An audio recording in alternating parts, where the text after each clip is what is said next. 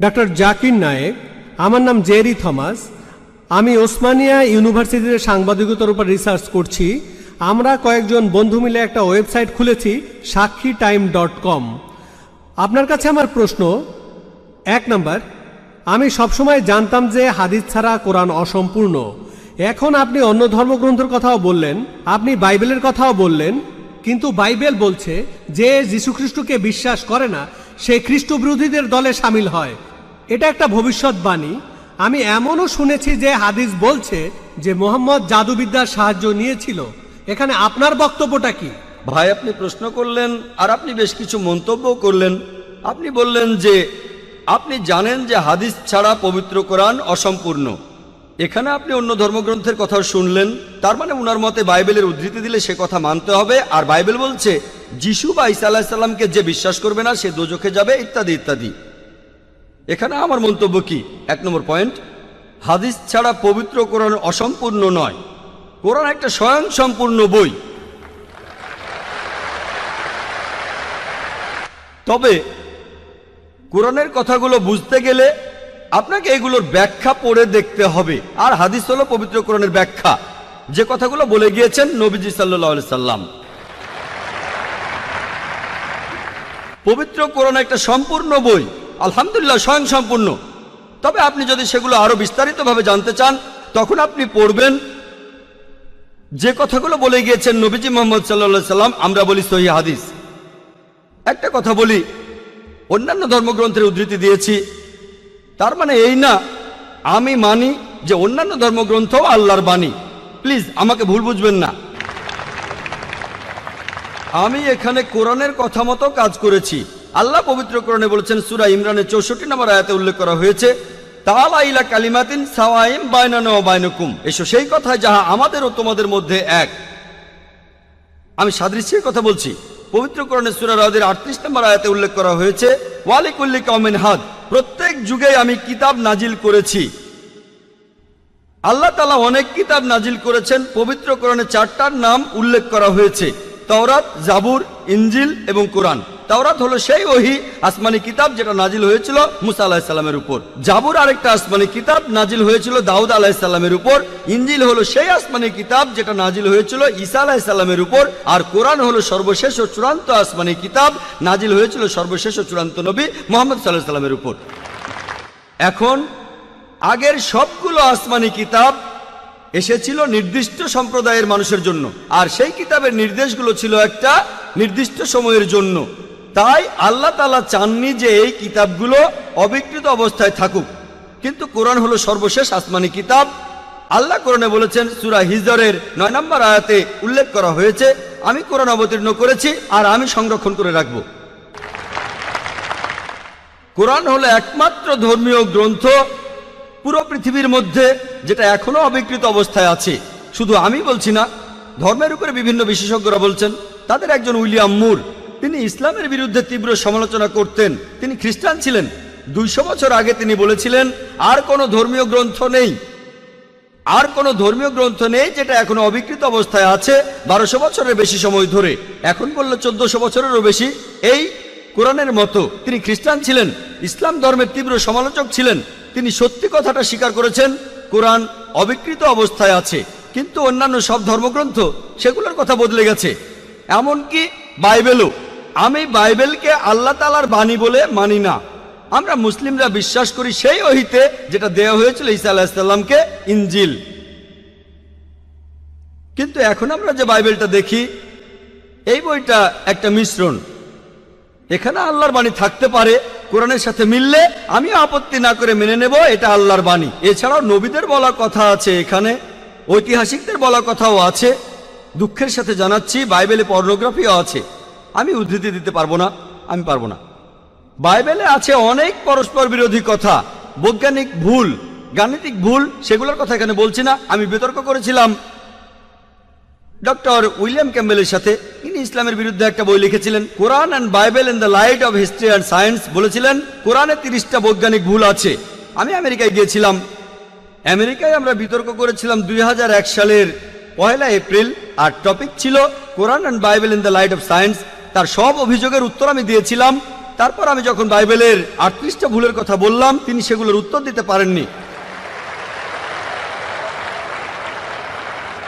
পবিত্র কোরআনের সূরা বাকারার ৭৯ নম্বর আয়াতে উল্লেখ করা হয়েছে, ফাওয়াইলুল লিল্লাযিনা ইয়াকতুবুনাল কিতাবা বিআইদিহিম সুম্মা ইয়াকুলুনা হাযা মিন ইনদিল্লাহ লিয়াশতারু বিহি সামমান কালিলা ফাওয়াইলুল লাহুম মিম্মা কাতাবাত আইদিহিম ওয়া ওয়াইলুল লাহুম মিম্মা ইয়াকসিবুন। দুর্ভোগ তাদের যারা নিজ হাতে কিতাব রচনা করে আর বলে এটা আল্লাহর ওহী। উচ্চ মূল্য পাওয়ার জন্য তারা এই কথা বলে, যা লিখেছে সেজন্য শাস্তি তাদের, যা উপার্জন করেছে সেজন্য শাস্তি তাদের। তাই বর্তমানের বাইবেল, হয়তো জানেন এই বাইবেল শব্দটা এটা বাইবেলের মধ্যে কোথাও নেই।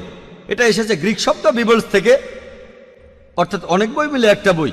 আর বিশেষজ্ঞরা এখন বলেন এই বাইবেল লিখেছে অনেকজন লেখক, আমি বলছি না, খ্রিস্টান বিশেষজ্ঞরা। তাই বর্তমানের বাইবেলকে আমি আল্লাহর বাণী বলে মনে করি না।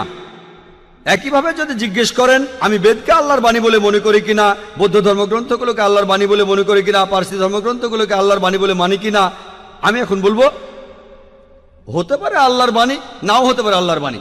আল্লাহ সুবহানাহু ওয়া তাআলা অনেক ওহী নাজিল করেছেন, অনেক কিতাব, কোরআনে 4টার নাম উল্লেখ আছে, তবে এছাড়াও আছে যেমন সুফে ইব্রাহিম, এরকম অনেক আছে। আমি এখানে বলবো হতে পারে হিন্দু ধর্মগ্রন্থ হতে পারে আল্লাহর বাণী, হতে পারে বৌদ্ধ ধর্মগ্রন্থ, সেগুলো আল্লাহর বাণী। তারপর পার্সি ধর্মগ্রন্থ আল্লাহর বাণী হতে পারে, কিন্তু আসমানি কিতাব হলেও সেগুলো নির্দিষ্ট জাতি আর নির্দিষ্ট সময়ের জন্য।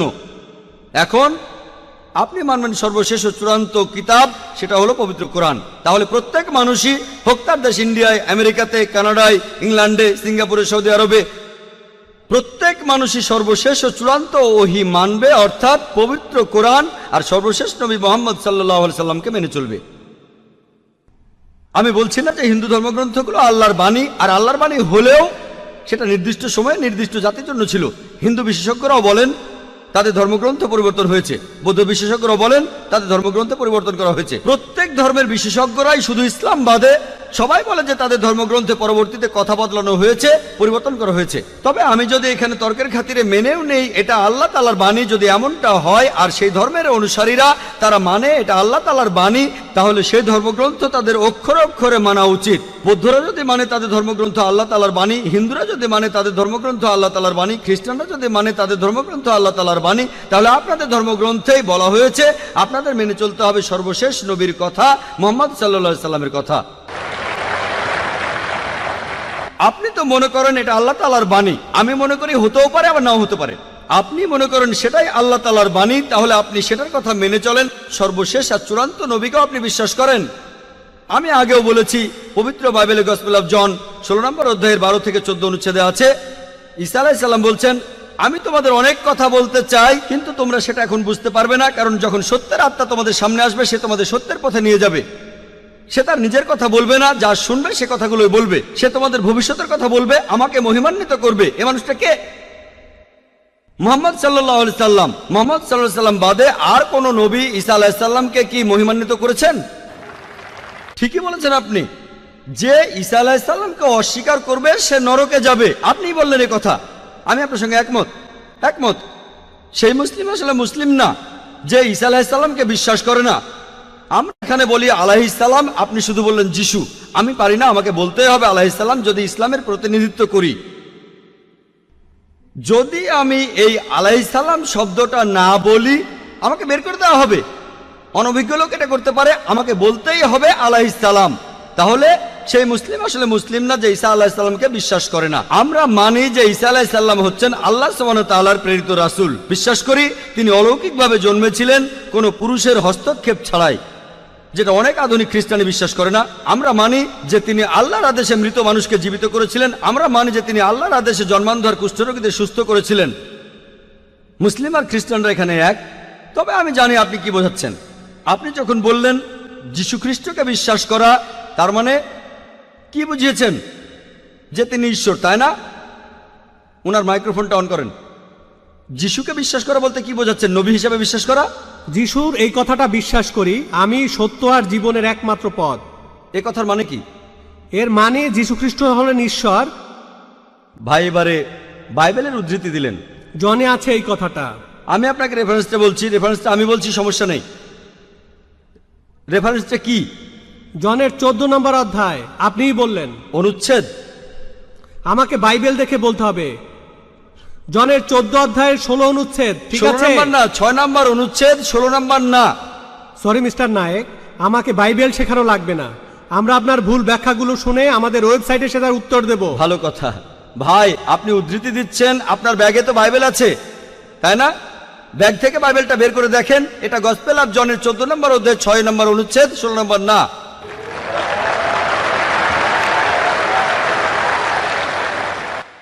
আর আপনি বললেন ঈসা মসীহ আলাইহিস সালাম তিনি বলেছেন যে তিনি ছিলেন ঈশ্বর। আপনার প্রশ্নতে পরে আসছি, প্রশ্নের উত্তরটা দেওয়ার আগে আমি একটা কথা বলে নিই। আমি বাইবেল পড়েছি, গোটা বাইবেলের মধ্যে পরিষ্কারভাবে বলা এমন একটা কথাও নেই যেখানে যিশু বা ঈসা আলাইহিস সালাম নিজে বলেছেন আমি ঈশ্বর আর আমার উপাসনা করো। যদি কোনো খ্রিস্টান আমাকে দেখাতে পারেন গোটা বাইবেলের মধ্যে পরিষ্কারভাবে বলা মাত্র একটি কথা যে ঈসা আলাইহিস সালাম নিজেই বলেছেন যে আমি ঈশ্বর আর আমার উপাসনা করো, তাহলে আমি ডক্টর জাকির নায়েক আজকেই খ্রিস্টান ধর্ম গ্রহণ করব। আমি অন্য মুসলিম ভাইদের পক্ষ থেকে এই কথা বলছি না, আমি আমার মাথাটা তরবারির তলে রাখছি। আমি বিভিন্ন ধর্মের উপর একজন ছাত্র। আপনি বাইবেল পড়েছেন আর আমিও পড়েছি বাইবেল। আপনি বললেন যে আপনাকে বাইবেল শেখানো লাগবে না। ঈসা আলাইহিস সালাম এই কথা নিজে বলেছেন, সত্যকে খোঁজো, সত্যই তোমাকে মুক্ত করবে। ইনশাল্লাহ আজকে আপনি সত্য দেখবেন আর ইনশাল্লাহ সত্য আপনাকে মুক্ত করবে।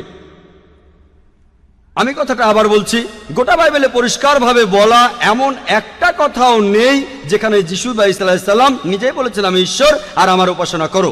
আপনারা যদি বাইবেল পড়েন, ঈসা আলাইহিস সালাম তার নিজের মুখেই বলেছেন, এটা আছে গসপেল অফ জন 14 নম্বর অধ্যায়ের 28 অনুচ্ছেদে, বলেছেন আমার পিতা আমার চাইতে মহান।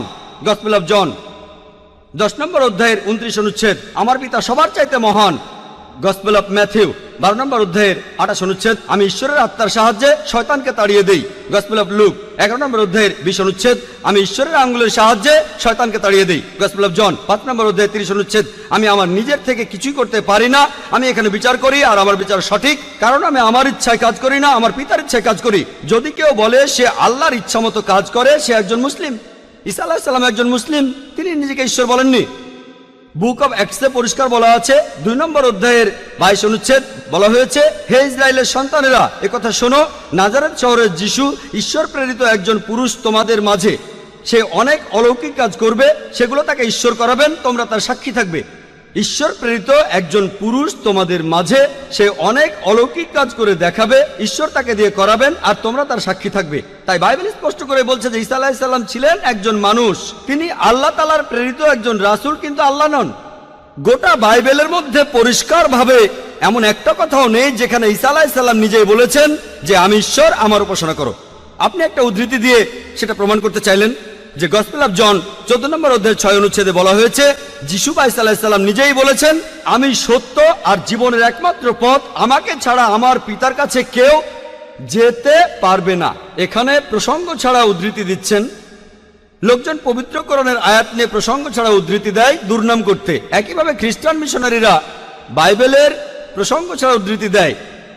আপনাকে একটা সত্য কথা বলি, আপনার বাইবেলটা খোলেন, যদি সন্দেহ থাকে বাইবেলটা খোলেন, প্রসঙ্গ জানতে 1 নম্বর অনুচ্ছেদটা পড়েন। গসপেল অফ জন 14 নম্বর অধ্যায়ের 1 অনুচ্ছেদ বলছে যে তোমরা ভয় পাচ্ছ কেন? যিশু বা ঈসা আলাইহিস সালাম বলছেন যদি তোমরা ঈশ্বরকে বিশ্বাস করো তাহলে আমাকে বিশ্বাস করো। আমার পিতার রাজ্যে অনেক প্রাসাদ আছে, আমি সেখানে গিয়ে তোমাদের জন্য জায়গা তৈরি করব। আমি যখন যাব আমি তখন বলবো। শিষ্যরা বলল আপনি কোথায় যাবেন? তোমরা জানো না আমি কোথায় যাব? তারা বলল না। তখন শিষ্যরা বলল যে আমাদের পথ দেখান, আপনি যেখানে যাবেন। তখন যিশু বা ঈসা আলাইহিস সালাম বললেন আমি সত্য আর জীবনের একমাত্র পথ। শিষ্যরা তখন বলল ঈসা আলাইহিস সালামকে যে আমাদের সেই পথ দেখান। ঈসা আলাইহিস সালাম তখন বললেন আমি সত্য আর জীবনের একমাত্র পথ, আমাকে ছাড়া আমার পিতার কাছে কেউ যেতে পারবে না। আমরা মানি যে নবীগণ যখন এসেছিলেন প্রত্যেক নবী ছিলেন সত্য আর জীবনের দেখানো পথ, সেই নবীদের ছাড়া কোনো মানুষই আল্লাহর কাছে যেতে পারতো না। আর যীশু খ্রিস্টের সময়ে আমি বাইবেলের কথা মানছি, যিশু বা ঈসা আলাইহিস সালাম তিনিই ছিলেন সত্য আর জীবনের একমাত্র পথ। যীশু খ্রিস্টের শিক্ষা ছাড়া কোনো মানুষই তখন আল্লাহর কাছে যেতে পারতো না। মুসা নবীর সময়ে তিনি ছিলেন সত্য আর জীবনের পথ। মুসা আলাইহিস সালামের শিক্ষা ছাড়া কোনো মানুষই আল্লাহর কাছে যেতে পারতো না। এখন দেখেন ঈসা আলাইহিস সালাম নিজেই বলেছেন আমি তোমাদের অনেক কথা বলতে চাই। শিষ্যদের বলছেন, এটা আছে গসপেল অফ জন 16 নম্বর অধ্যায়ের 12 থেকে 14 অনুচ্ছেদে। আমি তোমাদের অনেক কথা বলতে চাই, কিন্তু তোমরা সেগুলো এখন বুঝবে না, কারণ যখন সেই সত্যের আত্মা আসবে সে তোমাদের সত্যের পথে নিয়ে যাবে। সে তার নিজের কথা বলবে না, যা শুনবে সে কথাই বলবে। সে তোমাদের ভবিষ্যতের কথা বলবে, আমাকে মহিমান্বিত করবে। আর এখন দেখবেন, ভালো করেই দেখবেন যে নবীজি মুহাম্মদ সাল্লাল্লাহু আলাইহি সাল্লাম তিনি সত্য আর জীবনের একমাত্র পথ। মুহাম্মদ সাল্লাল্লাহু আলাইহি সাল্লাম যা শিখিয়েছেন সেগুলো ছাড়া কেউ আল্লাহর কাছে যেতে পারবে না। আর মুহাম্মদ সাল্লাল্লাহু আলাইহি সাল্লাম ছিলেন সর্বশেষ আর চূড়ান্ত নবী। এখনকার দিনে দেখবেন, হোক সেই লোক বাস করছে আমেরিকায়, কানাডায়, ইংল্যান্ডে, ইন্ডিয়ায়, সৌদি আরবে, পৃথিবীর যেখানেই থাকুক, এখনকার দিনে সবার জন্য মুহাম্মদ সাল্লাল্লাহু আলাইহি সাল্লাম তিনি হলেন পথ, সত্য আর জীবনের। মুহাম্মদ সাল্লাল্লাহু আলাইহি সাল্লাম যা শিখিয়েছেন সেগুলো ছাড়া কেউ আল্লাহর কাছে যেতে পারবে না। আর প্রায় সব ধর্মগ্রন্থ এরকম কথা বলছে, এমনকি বাইবেলও। আশা করি আপনি সত্যটা জানতে পেরেছেন, আর ইনশাআল্লাহ আপনি সত্যের কাছে এসেছেন। সত্য আপনাকে মুক্ত করবে।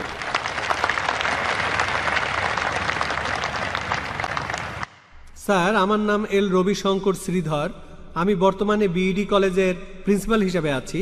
আমি অন্য ধর্মগ্রন্থগুলো পড়েছি, যেমন বাইবেল, কোরআন, হাদিস ইত্যাদি। এছাড়াও আমি মুসলমানদের নামাজ পড়ার নিয়মও শিখেছি। স্যার, একটা হাদিস বলা আছে, নবীজি সাল্লাল্লাহু আলাইহি সাল্লাম এক সিরিয়ানকে বলেছেন যে ধর্ম বদলানোর দরকার নেই, আর তুমি কালিমাও বলো না, তখন প্রয়োজন ছিল।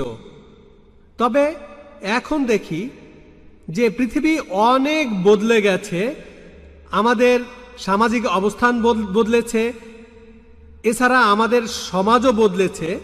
আর একটা ব্যাপার জানতে চাচ্ছি, এমন কি কোনো রকম ছাড় দেয়া আছে যদি কেউ ইসলাম পালন করতে চায়? আমরা জানি ইসলাম ধর্মের কিছু ব্যাপার ফিজিক্সের মাধ্যমে প্রমাণ করেছেন বিজ্ঞানী ক্যাপরা আর স্টিফেন হকিং, যেমন সময় আর বিশ্বজগৎ কিভাবে সৃষ্টি হলো।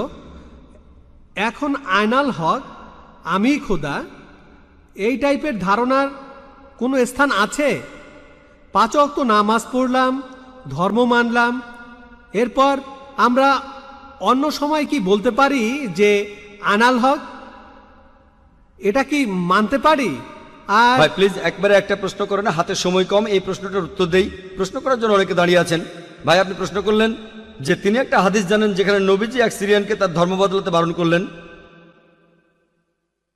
বলেন। যে তুমি বলবে না লা ইলাহা ইল্লাল্লাহ, বাজারের মধ্যে তাকে মারা হতো।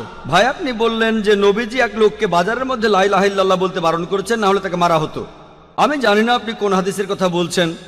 একটা হাদিস বলছে জোরে আল্লাহু আকবার বলো না, লা ইলাহা ইল্লাল্লাহ না। এটা বলা হয়েছিল কারণ যুদ্ধের সময় তারা লুকিয়ে আছে আর শত্রু আসছে, তখন জোরে আল্লাহু আকবার বলো না, কারণ তাহলে শত্রুরা টের পেয়ে যাবে। বাজারের মধ্যে না, যুদ্ধের ময়দানে। আরেকটা হাদিস বলছে জোরে বলো যাতে অন্যান্য মুসলিমরা উৎসাহিত হয়, তাই পরিস্থিতির উপর নির্ভর করে। নবীজি একবার বলেছেন যুদ্ধের ময়দানে বলো আল্লাহু আকবার, এতে মুসলিমদের সাহস বাড়বে। কিন্তু অন্য সময়ে যখন লুকিয়ে আছেন তখন জোরে বললে শত্রুরা টের পাবে। তাই এক এক পরিস্থিতিতে এক এক রকম কাজ। আপনার প্রশ্নে আসি, ইসলামের পাশাপাশি অন্যান্য জিনিস মানা যাবে কিনা, যেমন সক্রেটিস বা অন্য কারো কথা বা কোনো বিজ্ঞানীর কথা। এছাড়াও আনাল হক, ইসলামের পাশাপাশি অন্য বিষয়ের ব্যাপারে বলি, যদি সেগুলো কোরআন আর হাদিসের বিরুদ্ধে না যায় কোনো সমস্যা নেই। যদি সেটা কোরআন আর হাদিসের সাথে মিলে যায় সেটা আমাদের মানতে হবে। সেটা হতে পারে যে কোনো বিষয়, হোক বিজ্ঞান, ভূগোল বা ইতিহাস, হোক হিন্দু, ইসলাম, খ্রিস্টান ধর্ম, ইহুদি ধর্ম। যদি সেটা পবিত্র কোরআনে উল্লেখ করা থাকে তাহলে সেটা আমাদের মানা ফরজ। যদি সেই কথাটার উল্লেখ কোরআনে না থাকে আর কোরআনের বিরুদ্ধে না যায় সেটা মানতে পারেন, মুবাহ, ঐচ্ছিক। কিন্তু যদি সেই কথাটা কোরআনের বিরুদ্ধে যায় সেটা হারাম, সেটা নিষিদ্ধ। এই তিনটা হতে পারে, তিনটা ফলাফল পাবেন। আপনি বললেন যে ইসলাম তৌহিদে বিশ্বাস করে, 5 ওয়াক্ত নামাজ। ইসলাম আনাল হকে বিশ্বাস করে কিনা? আনাল হক নিজেকে আল্লাহ দাবি করা, এটা শিরক, এটা তৌহিদের বিরুদ্ধে যায়। এটা বলতে পারেন না যে আপনি তৌহিদও মানেন আবার একাধিক ঈশ্বরও বিশ্বাস করেন। আপনি তৌহিদ মানেন আবার বলছেন আমি আল্লাহ, দুটোই আসলে বিপরীত। যদি কেউ এমনটা বিশ্বাস করে যে সে আল্লাহর একটা অংশ, সে তৌহিদ মানতে পারে না, সে মুসলিম নয়। দুটো বিপরীত জিনিস, কিন্তু অন্য ব্যাপার কোরআনের সাথে মিললে সমস্যা নেই, আর কোরআনের বিরুদ্ধে না গেলে সমস্যা নেই। আশা করি উত্তরটা পেয়েছেন। গুড ইভিনিং স্যার, আমি পেশায় একজন শিক্ষিকা। এছাড়াও আমি ইসলাম ও অন্যান্য ধর্ম নিয়ে রিসার্চ করি। আপনার নামটা কি জানতে পারি? আমি নীলিমা। আপনার লেকচারের জন্য অসংখ্য ধন্যবাদ। তবে আমি কিছু ব্যাপারে একটু জানতে চাই। যেমন আপনি ভবিষ্যৎ পুরাণের কথা বললেন, 3য় খণ্ডের 3য় অধ্যায় 5 থেকে 8 নম্বর শ্লোক। আমি আপনাকে আরেকটা ব্যাপার জানিয়ে রাখি যে হয়তো আপনিও এটা জানেন। ধরেন ঈশ্বর যে নবীকে পৃথিবীতে পাঠান, সেই নবী তার উদ্দেশ্যে বলা ভবিষ্যৎবাণীগুলো পূরণ করবেন। যদি সেই নবী অর্ধেক বা তার কম ভবিষ্যৎবাণী পূরণ করেন, তাহলে তাকে নবী বলা যাবে না। এটা একটা সাধারণ যুক্তির ব্যাপার। এবারে ভবিষ্য পুরাণার কথা বলি। আপনি সেই ম্লেচ্ছ নেতার কথা বললেন, আর বললেন তিনি নবী মোহাম্মদ ছাড়া আর কেউ নন। আচ্ছা, আমি আপনার কথার প্রথম অংশটা মেনে নিচ্ছি, কিন্তু পরের অংশটা আপনি ব্যাখ্যা করে বলেননি। এখন আপনাকে বলি, ম্লেচ্ছ একটা সংস্কৃত শব্দ, আর সংস্কৃত ডিকশনারি অনুযায়ী ম্লেচ্ছ শব্দটার অর্থ অনার্য অথবা পাপী অথবা খারাপ লোক। ম্লেচ্ছ শব্দটার এই 3টা অর্থ হয়। তাহলে কি বলা যায় মোহাম্মদ ছিল পাপী অথবা খারাপ লোক? আরেকটা ব্যাপার হলো, এই ভবিষ্যৎবাণীর দ্বিতীয় শর্তটা, সেটা হলো তিনি একটা মরুস্থলে জন্মাবেন। মরুস্থল এর অর্থ মৃতদের স্থান, কারণ মরু শব্দটা এসেছে সংস্কৃত মৃ থেকে, যার অর্থ মৃত্যু। তাই এখানে অবশ্যই আরবের মরুভূমির কথা বলা হচ্ছে না, কারণ সেটা ছিল অনুর্বর ভূমি আর যুদ্ধক্ষেত্র। এরপরে আমি 3 নম্বর পয়েন্টে আসছি। এই ভবিষ্যৎবাণীতে বলা হয়েছে যে এই ম্লেচ্ছ নেতা তিনি গোসল করেন পঞ্চগাভিয়া আর গঙ্গা নদীতে। আর এটা আমরা সবাই জানি যে গঙ্গা নদী, এই নদীটা আরবে নয়, গঙ্গা নদী রয়েছে ইন্ডিয়ায়। এটা পৃথিবীর সবাই জানে। এবার পঞ্চগাভিয়ায় গোসল করা সম্পর্কে বলি। পঞ্চগাভিয়া মানে গরু থেকে উৎপন্ন 5টা উপাদান। এই উপাদানগুলো হলো দুধ, দই, ঘি, প্রস্রাব, গোবর। এখন ভবিষ্যৎবাণীটাকে সত্যি হতে গেলে এই কথাটাও তাহলে সত্যি হতে হবে। আপনি কি আমাকে পবিত্র কোরআনের এমন কোনো আয়াত দেখাতে পারেন যেখানে বলা আছে যে মোহাম্মদ গোসল করেছিল গঙ্গার জলে বা সেই 5টা উপাদান দিয়ে, অর্থাৎ দুধ, দই, ঘি, প্রস্রাব আর গোবর? তাহলে আজকে ইসলাম গ্রহণ করব। Thank you sir. বোন, আপনি ঠিক বলেছেন যে ভবিষ্যৎবাণীর কথা বলা হচ্ছে, যদি তার অর্ধেকের বেশি পূরণ না হয় তাহলে ভবিষ্যৎবাণী ভুল। আমি একমত বোন, আপনার সঙ্গে একমত। আমি আপনার 3টি প্রশ্নের উত্তর দেব। দেখা যাক আজকে আপনি ইসলাম গ্রহণ করেন কিনা।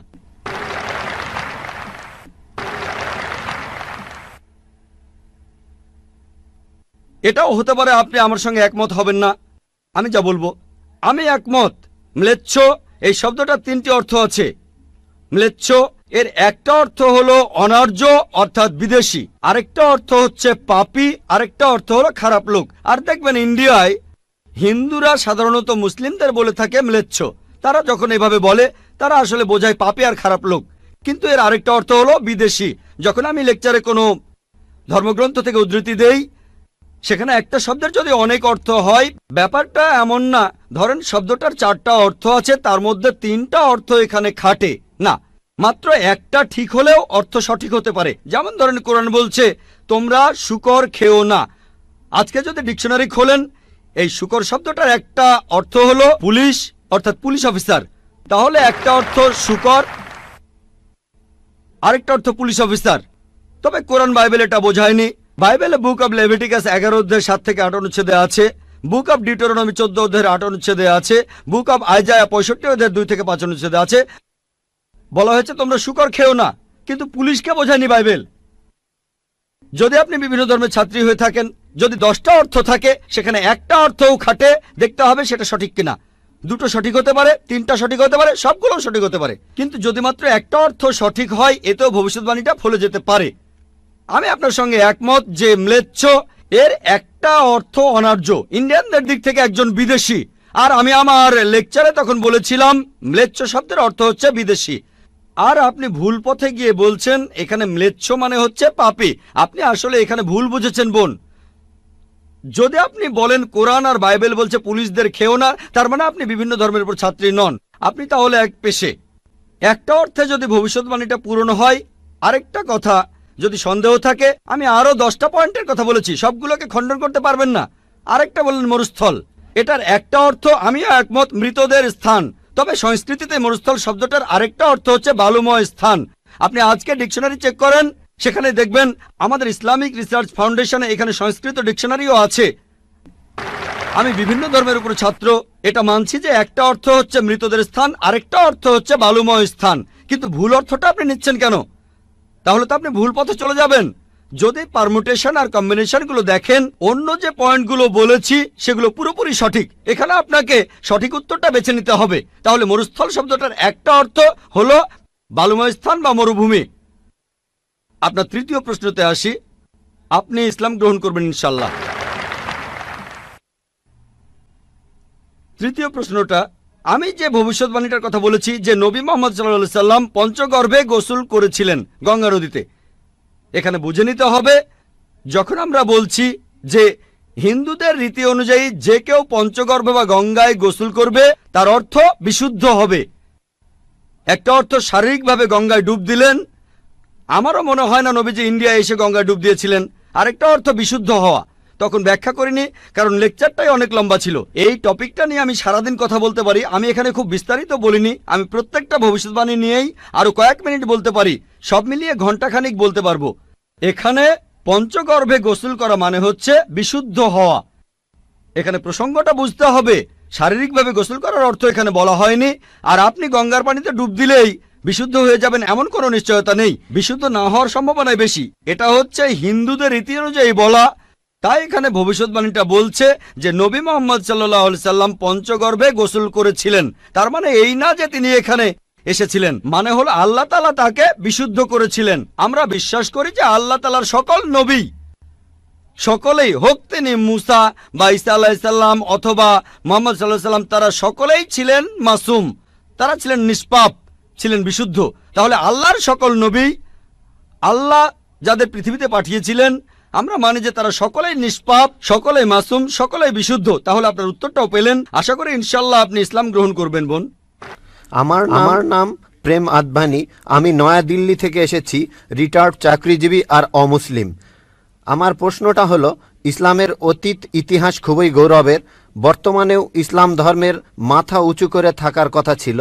আমার মনে হয় মুসলিমদের কাজকর্মের মধ্যে স্বচ্ছতা থাকা উচিত। অন্য সব মানুষকেও তাদের জানতে দেওয়া উচিত যে তারা কি কি কাজ করেছে বিভিন্ন মাদ্রাসা আর মসজিদ ইত্যাদি জায়গায়, যাতে করে মানুষজন জানতে পারে যে এসব জায়গায় কি হচ্ছে। তখন ব্যাপারটা অনেক স্বচ্ছ হবে, কেউ তখন আর ভুল বুঝবে না। ধন্যবাদ ভাই, খুব সুন্দর প্রশ্ন করেছেন। তবে আপনার উত্তর দেওয়ার আগে আগের বোন যে প্রশ্নগুলো করেছিলেন সে ব্যাপারে কিছু কথা বলি। তার 3টা প্রশ্ন, সেখানে আমার মেয়ে রুজদা নায়েকের গানের কথাগুলো মনে পড়ল। শেষ গানটা যে don't talk to me about Mohammad সাল্লাল্লাহু আলাইহি সাল্লাম, আর কোঅর্ডিনেটর বলেছিলেন গানের কথাগুলো একটু মনোযোগ দিয়ে শুনবেন। আপনারা যদি কথাগুলো শুনে থাকেন, এটা নবীজি সাল্লাল্লাহু আলাইহি সাল্লামের একটা সিরাত যে একদিন মোহাম্মদ সাল্লাল্লাহু আলাইহি সাল্লাম হেঁটে যাচ্ছিলেন, তখন এক পথচারীর সঙ্গে তার দেখা হলো। সে নবীজির বিরুদ্ধে কথা বলতে লাগলো, ও এই নবী মোহাম্মদ খুবই খারাপ লোক, তার সঙ্গে কথা বলো না। সে কিন্তু মোহাম্মদ সাল্লাল্লাহু আলাইহি সাল্লামের সঙ্গে কথা বলছে, সে জানে না। ওই লোকটাই মোহাম্মদ সাল্লাল্লাহু আলাইহি সাল্লাম। সে নবীজির কাছে বলল, পথে হাঁটতে হাঁটতে, নবী মোহাম্মদ খুবই খারাপ লোক, তার কথা শুনো না, তার কথা শুনলে বিপর্যয় হয়ে যাবে, সবার জন্য খারাপ হবে, ইত্যাদি ইত্যাদি। গানটাতে এই কথাগুলো বলা হয়েছিল।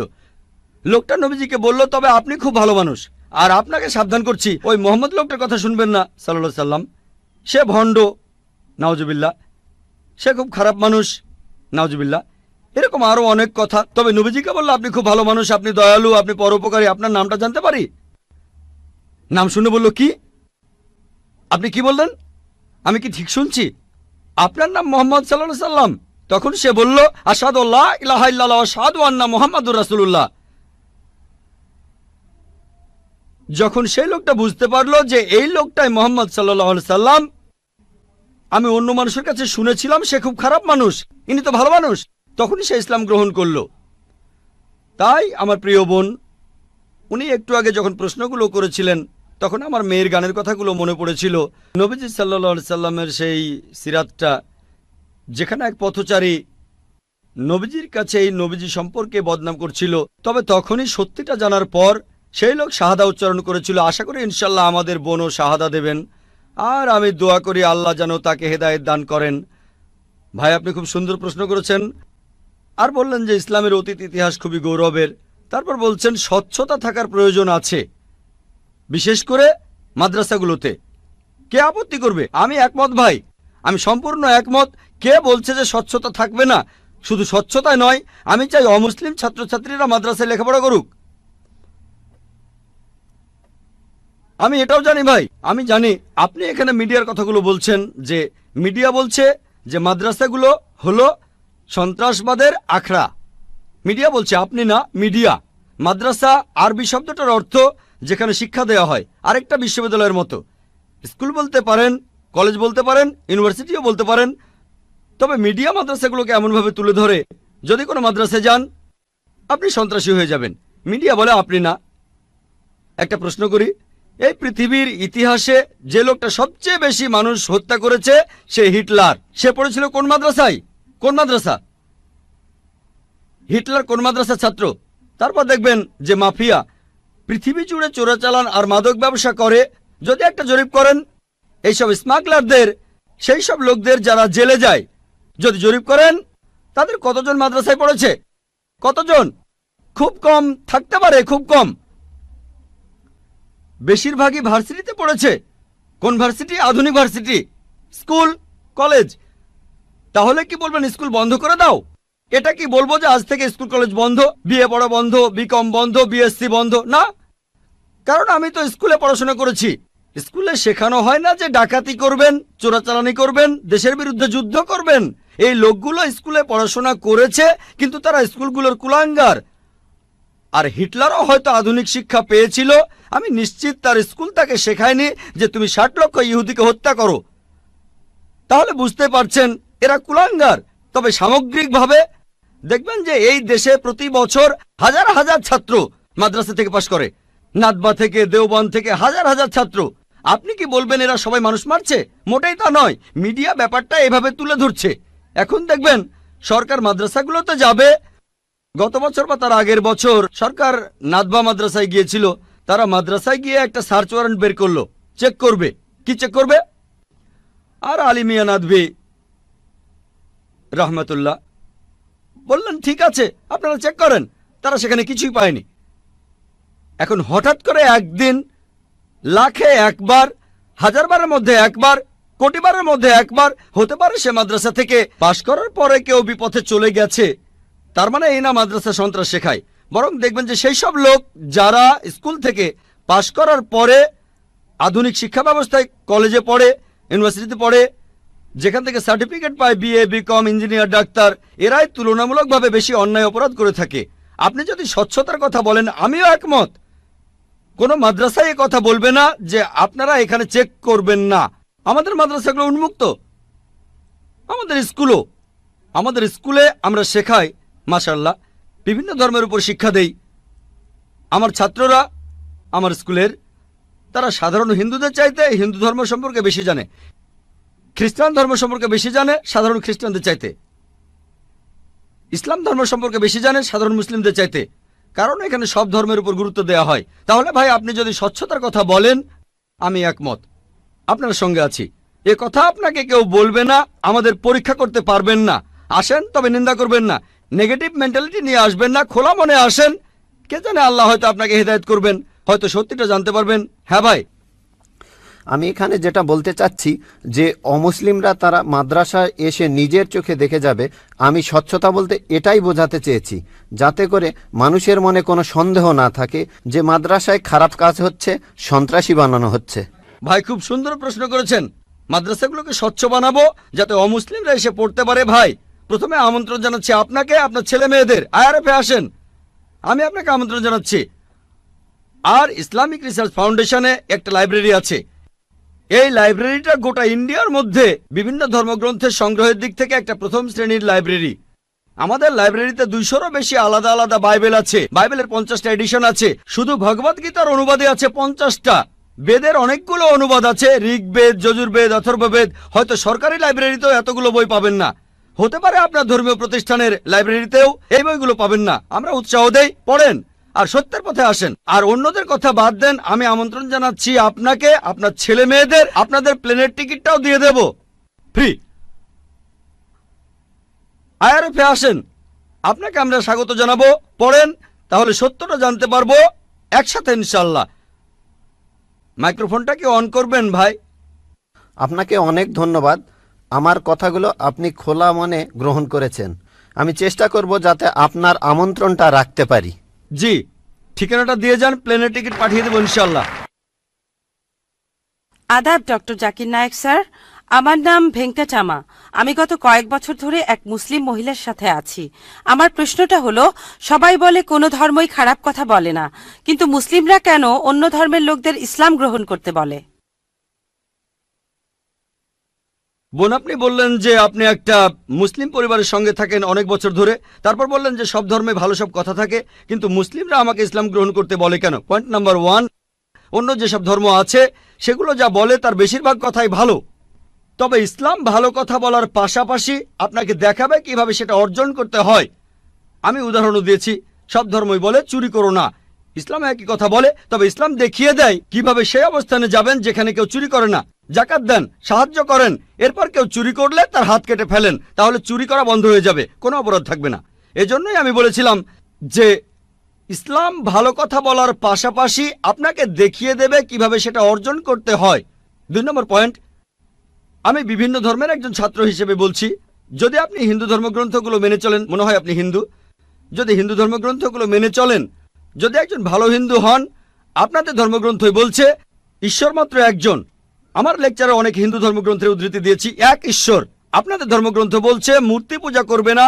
ভগবদ গীতার 7 অধ্যায়ের 20 অনুচ্ছেদ বলছে জাগতিক আকাঙ্ক্ষা যাদের বুদ্ধিকে আচ্ছন্ন করে রেখেছে তারা নকল ঈশ্বরের পূজা করে, তারা মূর্তি পূজা করে। এক ঈশ্বরে বিশ্বাস করতে হবে। আজকে আমার লেকচারে বলেছিলাম বিশ্বাস করতে হবে অন্তিম ঋষিকে, কল্কি অবতার, যার বাবার নাম হবে বিষ্ণু ইয়াস আব্দুল্লাহ, তার মায়ের নাম হবে সুমতি আমিনা। তিনি জন্মগ্রহণ করবেন শাম্বালা নামের গ্রামে মক্কা। তিনি জন্মাবেন শাম্বালা শহরের প্রধানের ঘরে, মক্কার প্রধানের ঘরে। তিনি হবেন পুরো মানুষ জাতির পথপ্রদর্শক। তিনি আলোকপ্রাপ্ত হবেন রাতের বেলায় একটা গুহায়। তিনি উত্তর দিকে গিয়ে আবার ফিরে আসবেন। ঈশ্বর তাকে 8টা গুণ দেবেন। তিনি হবেন পৃথিবীর সব মানুষের পথপ্রদর্শক। তিনি একটা ঘোড়ায় চড়বেন, ডান হাতে থাকবে একটা তরবারি, 4 জন সহচর থাকবে তাকে বিভিন্ন সময় ফেরেশতাগণ সাহায্য করবেন। এরকম আরো অনেক অনেক। এই মানুষটা কে? যদি ভালো হিন্দু হয়ে থাকেন তাহলে আপনিই এই অন্তিম ঋষিকে বিশ্বাস করবেন, তা না হলে আপনি ভালো হিন্দু নন। যদি ভালো হিন্দু হয়ে থাকেন তাহলে এক ঈশ্বরে বিশ্বাস করবেন, তাহলে আপনি মূর্তি পূজা করবেন না। নাতাস্তি প্রতিমা আস্তি, মহান ঈশ্বর, তার কোনো প্রতিমা নেই, তার কোনো প্রতিমূর্তি নেই, তার কোনো ছবি নেই, তার কোনো ফটোগ্রাফ নেই, তার কোনো ভাস্কর্য নেই। আর আমি বিতর্ক করেছি পণ্ডিতদের সাথে, হিন্দু পণ্ডিত, ওনারা শঙ্করাচার্য অনেক, সেখানে আমি কথা বলেছি। কোন শঙ্করাচার্যই আমাকে বলেননি ভাই আপনি ভুল বলেছেন, কেউ না। একটা বিতর্ক করেছিলাম শ্রী শ্রী রবিশঙ্করের সাথে 21শে জানুয়ারিতে। তিনি ইন্ডিয়ায় হিন্দুদের মাঝে খুবই জনপ্রিয় গুরু, আর্ট অব লিভিং। আমি তাকে বলেছিলাম আর্ট অব লিভিং এর শ্রেষ্ঠ বই হলো এই পবিত্র কোরআন। আমি তাকে মুসলিমদের এই আর্ট অব লিভিং এ আমন্ত্রণ জানিয়েছিলাম। আমরা সংখ্যায় এখন 130 কোটি, 130 কোটি মুসলিম। আমি তাকে আমন্ত্রণ জানিয়েছিলাম যদি তিনি ধর্মগ্রন্থগুলো মানেন, তিনি বেদের উপরে একজন বিশেষজ্ঞ, তাকে এটা মানতেই হবে। একইভাবে বোন, আপনাকে বুঝতে হবে অন্য সব ধর্মগ্রন্থগুলো হয়তো আল্লাহর বাণী আপনি বলছেন, সময় বদলানোর সাথে সাথে সেগুলোও কিন্তু বদলে গেছে। স্বামী বিবেকানন্দ বলেছেন বেদের 99%ই হারিয়ে গেছে, বাকি যে 1% আছে সেটা আমাদের কঠোরভাবে মানতে হবে। কঠোরভাবে মানে অন্তিম ঋষিকেও মানতে হবে। তাহলে কঠোরভাবে মানলে আপনি মোহাম্মদ সাল্লাল্লাহু আলাইহি ওয়াসাল্লামকেও মানবেন, আপনি কোরআনকেও মানবেন। আর আমি আপনাকে এখানে আমন্ত্রণ জানাচ্ছি, এই শান্তির ধর্মে আমন্ত্রণ জানাচ্ছি, যাতে করে আপনি আল্লাহর কাছাকাছি আসতে পারেন। আমি অ্যান্টনি, আমি ফিলোসফির একজন ছাত্র। আপনার লেকচার থেকে আজকে যেটা শিখলাম যে সব ধর্মই বলে এমন সব কথা যেগুলো কমন, আর এমনকি মোহাম্মদও কমন, সব ধর্মেই আছে। কিন্তু পবিত্র কোরআনটা কোন দিক থেকে আলাদা? কোরআন এমন কি বলছে যেটা অন্য ধর্মে বলা নেই? যেমন ধরেন মোহাম্মদ, তার কথা সব ধর্মের বইতেই তো বলা হয়েছে। ভাই খুব সুন্দর প্রশ্ন করেছেন। আপনি বললেন যেটা কমন সেটা মেনে চলতে। সব ধর্মগ্রন্থই বলে মুহাম্মদের কথা, আর কোরআনও বলছে মুহাম্মদের কথা। এখানে নতুন কি আছে? খুবই সুন্দর প্রশ্ন। অন্য সব ধর্মই বলে যে পরবর্তীতে একজন নবী পৃথিবীতে আসবেন, আর বাইবেলও বলছে। আপনি তো খ্রিস্টান, সম্ভবত আপনি পবিত্র বাইবেল পড়েছেন। গসপেল অফ জন 16 নম্বর অধ্যায়ের 12 নম্বর থেকে 14 অনুচ্ছেদে আছে, ঈসা আলাইহিস সালাম শিষ্যদের বলছেন, আমি তোমাদের অনেক কথা বলতে চাই, কিন্তু তোমরা এখন সেটা বুঝতে পারবে না, কারণ যখন সত্যের আত্মা তোমাদের সামনে আসবে সে তোমাদের সত্যের পথে নিয়ে যাবে। আর সে তার নিজের কথা বলবে না, যা শুনবে সে কথাগুলোই বলবে। সে তোমাদের ভবিষ্যতের কথা বলবে, সে আমাকে মহিমান্বিত করবে। তার মানে সব ধর্মগ্রন্থ, হিন্দু, পার্সি, বৌদ্ধ, ইহুদি, খ্রিস্টান সবাই বলছে একজন নবী পৃথিবীতে আসবেন, একজন নবী আসবেন। কিন্তু কোরআন বলছে ইনিই সেই নবী যার উপর কোরআন নাজিল হয়েছে। সেই নবী চলে এসেছেন। যখন আপনি ক্লাস 1-এ পড়ছেন, আপনার স্কুলে সবার উপরে ক্লাস 10, তারপর ক্লাস 2-তে উঠলেন, তখনও লক্ষ্য ক্লাস 10, তারপর ক্লাস 3-তে উঠলেন, তখনও ক্লাস 10ই লক্ষ্য। এখানে শুধু স্কুলের কথা বলছি। Class 5, class 6, class 7, class 8, class 9, তারপর ক্লাস 10-এ উঠলেন, তারপর এসএসসি পরীক্ষা দেবেন, ঠিক? তার মানে এই না যে ক্লাস 1 আর ক্লাস 10-এর পড়াশোনা এক। আপনি ক্লাস 10-এর জন্য প্রস্তুতি নিচ্ছেন। প্রস্তুতি নেওয়া হয়েছে 1400 বছর আগে। আল্লাহ তাআলা এই নবীকে পাঠিয়েছেন। যীশু খ্রিস্ট বলেছেন, আমি তোমাদের অনেক কথা বলতে চাই, কিন্তু তোমরা এখন তা বুঝতে পারবে না, কারণ যখন সত্যের আত্মা তোমাদের সামনে আসবে সে তোমাদের সত্যের পথে নিয়ে যাবে। তাহলে 1400 বছর আগে আল্লাহ তাআলা বুঝেছিলেন যে সেটাই সঠিক সময়। এখন পৃথিবীর মানুষ এই কথাগুলো বুঝতে পারবে, অর্থাৎ পবিত্র কোরআন। অন্যান্য সব ধর্মগ্রন্থে কথা বলা হয়েছে যে মহান ঈশ্বর একজন। বর্ণনাগুলো হয়তো আলাদা। সব ধর্মগ্রন্থই বলছে এক স্রষ্টার কথা। আমরা মানব নবীদের আর চূড়ান্ত নবী মুহাম্মদ সাল্লাল্লাহু আলাইহি ওয়াসাল্লামকে। সারমর্মটা হচ্ছে একই, বর্ণনাগুলো হয়তো আলাদা। আর পবিত্র কোরআনে সূরা মাইদা 3 নম্বর আয়াতে বলা হয়েছে, আজ এই দিনে আমি তোমাদের দিন পূর্ণাঙ্গ করলাম, তোমাদের দিন মনোনীত করলাম ইসলাম, তোমাদের প্রতি আমার অনুগ্রহ সম্পূর্ণ করলাম পুরো মানুষ জাতির জন্য। পবিত্র কোরআন নাজিল হওয়ার পর নতুন কিছু যোগ করা যাবে না, কোনো কিছু বাদ দেওয়া যাবে না। আমি এই কথা আগেও বলেছি। আপনারা তো বলেন ওল্ড টেস্টামেন্ট আর নিউ টেস্টামেন্ট, পবিত্র কোরআন হলো লাস্ট টেস্টামেন্ট। তাহলে পার্থক্যটা হলো এই পবিত্র কোরআন হলো শেষ কিতাব, আল্লাহ তাআলার নাজিলকৃত লাস্ট টেস্টামেন্ট। আপনারা বলেন ওল্ড টেস্টামেন্ট আর নিউ টেস্টামেন্ট, পবিত্র কোরআন হলো লাস্ট টেস্টামেন্ট। অন্য সব ধর্মগ্রন্থ সেগুলো বলছে একটা বইয়ের কথা, পবিত্র কোরআন। মুহাম্মদ সাল্লাল্লাহু আলাইহি সাল্লামের ক্ষেত্রে একই কথা। অন্য ধর্মগ্রন্থ বলে যে নবী মুহাম্মদ আসবেন। ইসলাম আমাদের শেখায় আল্লাহ নবীর কাছে যে কিতাব নাজিল করেছেন, আর আমাদের নবীজির হাদিসের মাধ্যমে, এটাই হলো চূড়ান্ত ধর্ম পুরো মানুষ জাতির জন্য। আদম আলাইহিস সালাম থেকে, প্রথম মানুষটা থেকে শেষ দিন পর্যন্ত এখনো আছে, শেষ পর্যন্ত থাকবে। অন্য সব ধর্মই বলছে এক ঈশ্বরের কথা, বলছে যে শেষ নবী আসবেন। আপনাকে এটা মানতে হবে, এটা মানতে হবে, প্রয়োগ করতে হবে, তাহলে সত্যিকারের খ্রিস্টান হতে পারবেন। সেজন্য আমি বলি, ইসলাম আর খ্রিস্টান ধর্মের সাদৃশ্যের উপর আমি একটা লেকচার দিয়েছিলাম। সেখানে প্রমাণ করেছি যে মুসলিমরা আমরা খ্রিস্টানদের চাইতে অনেক বেশি খ্রিস্টান। খেয়াল করে দেখবেন, আমরা যীশু খ্রিস্টকে সাধারণ খ্রিস্টানদের চাইতে অনেক বেশি মানি। আমার ভিডিও ক্যাসেট দেখতে পারেন, ইসলাম ও খ্রিস্টান ধর্মের সাদৃশ্য। গুড ইভিনিং স্যার, আমি লক্ষ্মী আইয়ার। স্যার, আমি হিন্দু, তবে ইসলাম ধর্মে বিশ্বাস করি। আমি ইসলাম বিশ্বাস করি কারণ আমি সেরকম কিছু প্রমাণ পেয়েছি। স্যার, আপনি বললেন আল্লাহ একজন, ধর্মও একটা। এখন আমি 3 জন মানুষের উদাহরণ দেই। একজন হিন্দু, আরেকজন মুসলিম, অন্যজন খ্রিস্টান। ধরেন এই 3 জন একসাথে আছে। এখন তাদের শরীর যদি কেটে ফেলা হয়, সেখানে আপনি কি দেখতে পাবেন? শুধু রক্ত, শুধু রক্তই পাবেন। দুধ পাবেন না, পানি পাবেন না, শুধু রক্তই পাবেন। এখন সব মানুষের শরীরে যদি একই রক্ত থাকে, তাহলে মৃতদেহ সৎকারের নিয়মটা আলাদা কেন? মুসলিমরা তারা কবর দেয়, আর হিন্দুরা আমরা মৃতদেহ পুড়িয়ে ফেলি। বোন বললেন আপনি ইসলাম ধর্ম পছন্দ করেন, ইসলামে বিশ্বাসও করেন। আপনাকে অভিনন্দন, আর এই শান্তির ধর্মে আপনাকে স্বাগতম, সত্যের পথে আপনাকে স্বাগতম। বোন প্রশ্ন করলেন যে 3 জন হিন্দু খ্রিস্টান মুসলিম সবার শরীর একই রকম, একই রক্ত, একই উপাদান, কিন্তু আমরা মারা গেলে হিন্দুরা কেন পুড়িয়ে ফেলে আর মুসলিমরা কেন কবর দেয়? আসুন আমরা এটা ভালো করে দেখি। আপনি দেখেন কোন পদ্ধতিটা ভালো। হিন্দু ধর্মে কবর দেওয়ার অনুমতিও আছে শিশুদের ক্ষেত্রে, কিন্তু প্রাপ্তবয়স্ক লোক মারা গেলে তারা বলেন পুড়িয়ে ফেলতে হবে, দাহ করতে হবে। অবশ্য হিন্দুদের কেউ কেউ বলেন যে কবর দিতে হবে। আসুন আমরা এখন ভালো করে দেখি যে শবদেহ, মৃতদেহ পোড়ানো আর কবর দেয়া। এখানে আপনি দেখবেন যখন আপনি কোনো মৃতদেহ পোড়াবেন তখন পরিবেশ দূষিত হচ্ছে। মৃতদেহ পোড়ালে পরিবেশ দূষণ হয়। ইসলাম ধর্মে আমরা কবর দেই কেন? এখন আমরা জানতে পেরেছি আমাদের শরীরে যে উপাদানগুলো আছে, এই পৃথিবীর মাটিতে যে উপাদান আছে, আমাদের শরীরেও একই জিনিস পরিমাণে হয়তো কম অথবা বেশি। আমরা মাটি থেকে এসেছি, আবার মাটিতেই ফিরে যাব, বিজ্ঞানসম্মত। এটা হচ্ছে 1 নম্বর পয়েন্ট। দাহ করলে আগুন ধরানো হয়, পরিবেশ দূষিত হয়। ইসলাম অনুযায়ী আমরা কবর দেই আর জমি উর্বর হয়, পোড়ানো হয় না বলে পরিবেশ দূষিত হয় না। 2 নম্বর পয়েন্ট, মৃতদেহ পোড়াতে গেলে আপনাকে গাছ কাটতে হবে, গাছপালা কমে যাবে, পরিবেশের অবস্থা তখন খারাপ হয়ে যাবে। ইসলাম অনুযায়ী আমরা কবর দেই, জমি উর্বর হয়, আরো গাছ জন্মায়, এটা তখন হয়ে যায় সার। এখানে গাছ কাটা দরকার নেই, পরিবেশের জন্য ভালো। আমাদের সরকার এখন বলে গাছ কাটবেন না। গাছ না কাটলে মৃতদেহগুলো পোড়াবেন কিভাবে? 3 নম্বর পয়েন্ট, পোড়ালে খরচ বেশি। ইন্ডিয়ার পরিসংখ্যান অনুযায়ী প্রতি বছর হাজার হাজার লক্ষ লক্ষ কোটি টাকা খরচ হয়ে যাচ্ছে। প্রতিদিন কোটি কোটি টাকা খরচ হচ্ছে, প্রতি বছর লক্ষ লক্ষ কোটি টাকা খরচ হচ্ছে শুধু গাছের পেছনে আর মৃতদেহ পোড়ানোর পেছনে। ইসলাম অনুযায়ী আমরা কবর দেই, এটা সস্তা, ফ্রি। 5 নম্বর পয়েন্ট, মৃতদেহ পোড়ালে গাছের কাঠ পুড়ে হয়ে যায় চারকল, ছাই।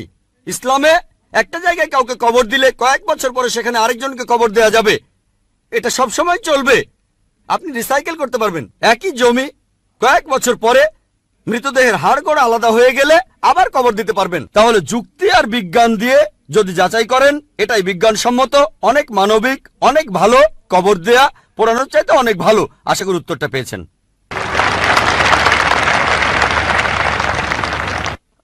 আমার নাম রামকৃষ্ণ, আমি ফিজিওথেরাপি ছাত্র। আমার প্রশ্ন হলো, আল্লাহর আদম হাওয়াকে সৃষ্টি করার কি প্রয়োজন ছিল, অথবা এই বিশ্ব জগৎ এগুলো সৃষ্টি করে কি উপকার পাবেন? আমার দ্বিতীয় প্রশ্ন হলো, সবকিছুই কেউ সৃষ্টি করেছে, তাহলে ঈশ্বর তাকেও অবশ্যই কেউ সৃষ্টি করেছে। আল্লাহ শব্দটার অর্থ কি? ভাই 3টা প্রশ্ন করেছেন। প্রথম প্রশ্নটা, আল্লাহ কেন আদম হাওয়াকে সৃষ্টি করলেন, এই সৃষ্টি করার কারণটা কি, বিশ্বজগৎ সৃষ্টির কারণ কি? আল্লাহ সৃষ্টি করেছেন আদম আর হাওয়াকে, তারা দুজনে শান্তিতে থাকুন, যাতে করে মানুষ যাতে আসতে পারে। তারা আমাদের সবার পূর্বপুরুষ। পবিত্র কোরআনে সূরা হুজুরাতের 13 নম্বর আয়াতে উল্লেখ করা হয়েছে, ইয়া আইয়ুহান নাসু ইন্না খালাকনাকুম মিন যাকরিন ওয়া জাআলনাকুম শুবা ওয়া কাবাইলা লিতারাফু ইন্না আকরামাকুম ইনদাল্লাহি আতকাকুম ইন্নাল্লাহা আলিমুল খাবীর। হে মানুষ জাতি, আমি তোমাদের সৃষ্টি করেছি এক পুরুষ ও এক নারী হতে, আর তোমাদের বিভক্ত করেছি বিভিন্ন জাতি আর গোত্রে, যেন তোমরা অন্যের সাথে পরিচিত হতে পারো। এই জন্য নয় যে অন্যকে ঘৃণা করবে। আর আল্লাহর কাছে অধিক মর্যাদা সম্পন্ন সেই ব্যক্তি যার আছে তাকওয়া। আল্লাহ যেটার মাধ্যমে মানুষের বিচার করেন, টাকা পয়সা নয়, গায়ের রং নয়, জাতি বা গোত্র নয়, ধর্মমত নয়, সেটা হলো তাকওয়া। সেটা হলো আল্লাহকে মানা, ন্যায়পরায়ণতা, ধার্মিকতা। তাহলে আদম আর হাওয়া আলাইহিস সালাম তারা আমাদের সবার পূর্বপুরুষ, আপনারও পূর্বপুরুষ, আমারও পূর্বপুরুষ, সব মানুষের। সেজন্য আপনাকে ভাই বলে ডেকেছি। ভাই, সব মানুষ ভাই ভাই। আল্লাহ বলেছেন ইয়া আইয়ুহান নাস, হে মানুষ জাতি। আর পবিত্র কোরআনে সূরা ইসরার 70 নম্বর আয়াতে উল্লেখ করা হয়েছে, ওয়া লাকাদ কাররামনা বানি আদামা। আল্লাহ তাআলা মর্যাদা দিয়েছেন সব আদম সন্তানকেই। হোক আপনি জন্ম নেন ইন্ডিয়ায়, আমেরিকায়, ইংল্যান্ডে, জন্মান কোনো হিন্দু পরিবারে বা মুসলিম পরিবারে বা খ্রিস্টান পরিবারে, আল্লাহ বলেছেন তিনি সব মানুষকে মর্যাদা দিয়েছেন। মানুষে জন্মালে আল্লাহ তাকে মর্যাদা দেবেন। সে হোক আপনার নাম জাকির, আব্দুল্লাহ, রামু, শঙ্কর, মানুষে জন্মালে আল্লাহ মর্যাদা দেবেন। আপনার প্রশ্নতে আসি, কেন আল্লাহ তাআলা মানুষ সৃষ্টি করলেন? আল্লাহ মানুষ সৃষ্টি করেছেন কারণ আল্লাহ বলেছেন মানুষ হলো আল্লাহ সৃষ্টির মধ্যে সেরা। আল্লাহ তাআলা অন্য যা কিছু সৃষ্টি করেছেন তা আল্লাহকে মানে।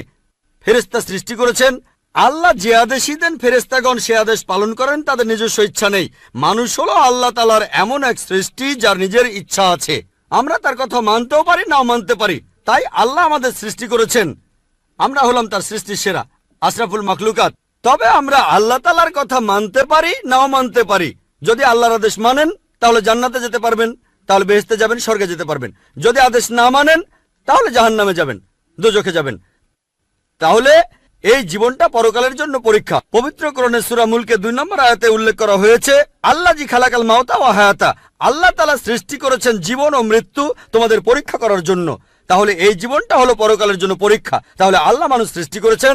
আর আল্লাহ বলেছেন সূরা জারিয়াতের 56 নম্বর আয়াতে উল্লেখ করা হয়েছে, ওয়ামা খালাকতুল জিন্না ওয়াল ইনসা ইল্লা লিয়াবুদুন, আমি সৃষ্টি করেছি জিন ও মানুষকে যেন তারা আমার ইবাদত করে। তাই আমাদের উচিত আল্লাহ তাআলার আদেশ নিষেধগুলো মেনে চলা। তাহলে আমরা আল্লাহ সুবহানাহু ওয়া তাআলার অন্যরকম সৃষ্টি যার নিজস্ব ইচ্ছা আছে, আমরা আল্লাহ তাআলার আদেশ মানতে পারি আবার নাও মানতে পারি। অন্যান্য সকল সৃষ্টি যেমন তারা, গাছ, পাহাড়, পবিত্র কোরআন বলছে তারা আল্লাহ তাআলাকে সেজদা করে, তার সামনে নতজানু হয়, আল্লাহকে মানে। আমাদের স্বাধীন ইচ্ছা আছে, আল্লাহ আমাদের এই স্বাধীন ইচ্ছা দিয়েছেন। এই স্বাধীন ইচ্ছা নিয়ে যদি আল্লাহকে মানেন আপনি তাহলে ফেরেশতাদের উপরে চলে যাবেন। আর যদি আল্লাহ তাআলাকে না মানেন তখন হবেন শয়তানের সহযোগী। আল্লাহ আমাদের সৃষ্টি করেছেন পরকালের পরীক্ষার জন্য। আপনার দ্বিতীয় প্রশ্নে আসি, সবকিছুর একটা স্রষ্টা আছে, আল্লাহকে বানিয়েছে কে? যদি কেউ বলে সবকিছুরই একটা স্রষ্টা আছে, কথাটা ঠিক নয়। সব সৃষ্ট জিনিসের স্রষ্টা আছে। আল্লাহ তাআলার সংজ্ঞা হচ্ছে তাকে কেউ সৃষ্টি করেনি। যখনই বলবেন কে আল্লাহকে বানিয়েছে, সে আল্লাহ নয়। আল্লাহ তাআলার সংজ্ঞা হচ্ছে তিনি সৃষ্টি হননি। ধরেন এক লোক আপনাকে বলল যে ভাই আমার বন্ধু জন, সে হাসপাতালে ভর্তি হয়েছে, সে একটা বাচ্চার জন্ম দিয়েছে, বলতে পারবেন এই বাচ্চাটা ছেলে না মেয়ে? বলতে পারবেন? চেষ্টা করেন, দেখেন।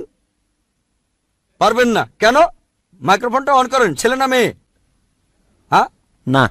ধরেন ভাই জন, সে হাসপাতালে ভর্তি হয়েছে, সে একটা বাচ্চার জন্ম দিল, এই বাচ্চাটা ছেলে না মেয়ে?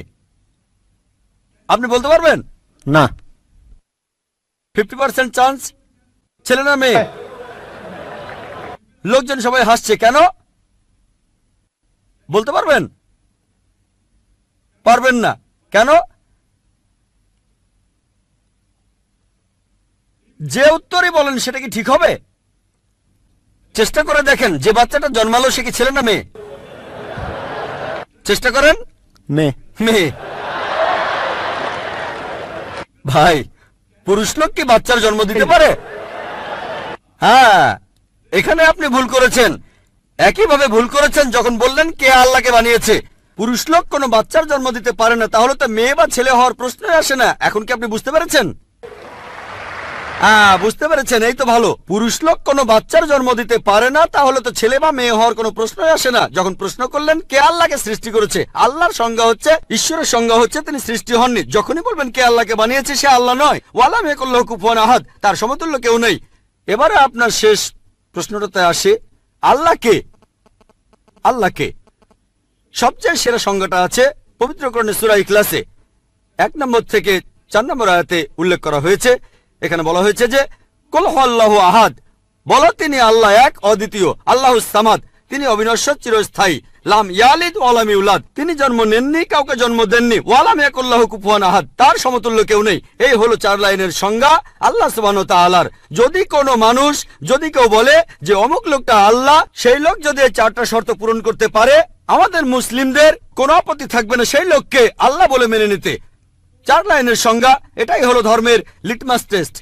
আল্লাহ তাআলার সংজ্ঞা প্রথমটা হলো কুল হুয়াল্লাহু আহাদ, বলো তিনি আল্লাহ এক, অদ্বিতীয়। আল্লাহুস সামাদ, আল্লাহ অবিনশ্বর, চিরস্থায়ী। লাম ইয়ালিদ ওয়া লাম ইউলাদ, তিনি জন্ম নেননি, কাউকে জন্ম দেননি। ওয়া লাম ইয়াকুল্লাহু কুফুয়ান আহাদ, তার সমতুল্য কেউ নেই। যদি হিন্দু ধর্মগ্রন্থগুলো পড়েন সেখানেও একই রকম কথা বলা হয়েছে। কুল হুয়াল্লাহু আহাদ এটা পাবেন আপনাদের ছান্দোগ্য উপনিষদে 6 নম্বর অধ্যায় 2য় অনুচ্ছেদের 1ম পরিচ্ছেদে। এক্কামে বিদিতাম, ঈশ্বর মাত্র একজন, দ্বিতীয় কেউ নেই। দ্বিতীয় টেস্ট আল্লাহুস সামাদ, আল্লাহ অবিনশ্বর, চিরস্থায়ী। ভগবদ গীতা 10 অধ্যায়ে 3 অনুচ্ছেদ বলছে, আমাকে বলা হয় এই বিশ্ব জগতের প্রভু, আমি জন্ম নেইনি, কোনো শুরু নেই।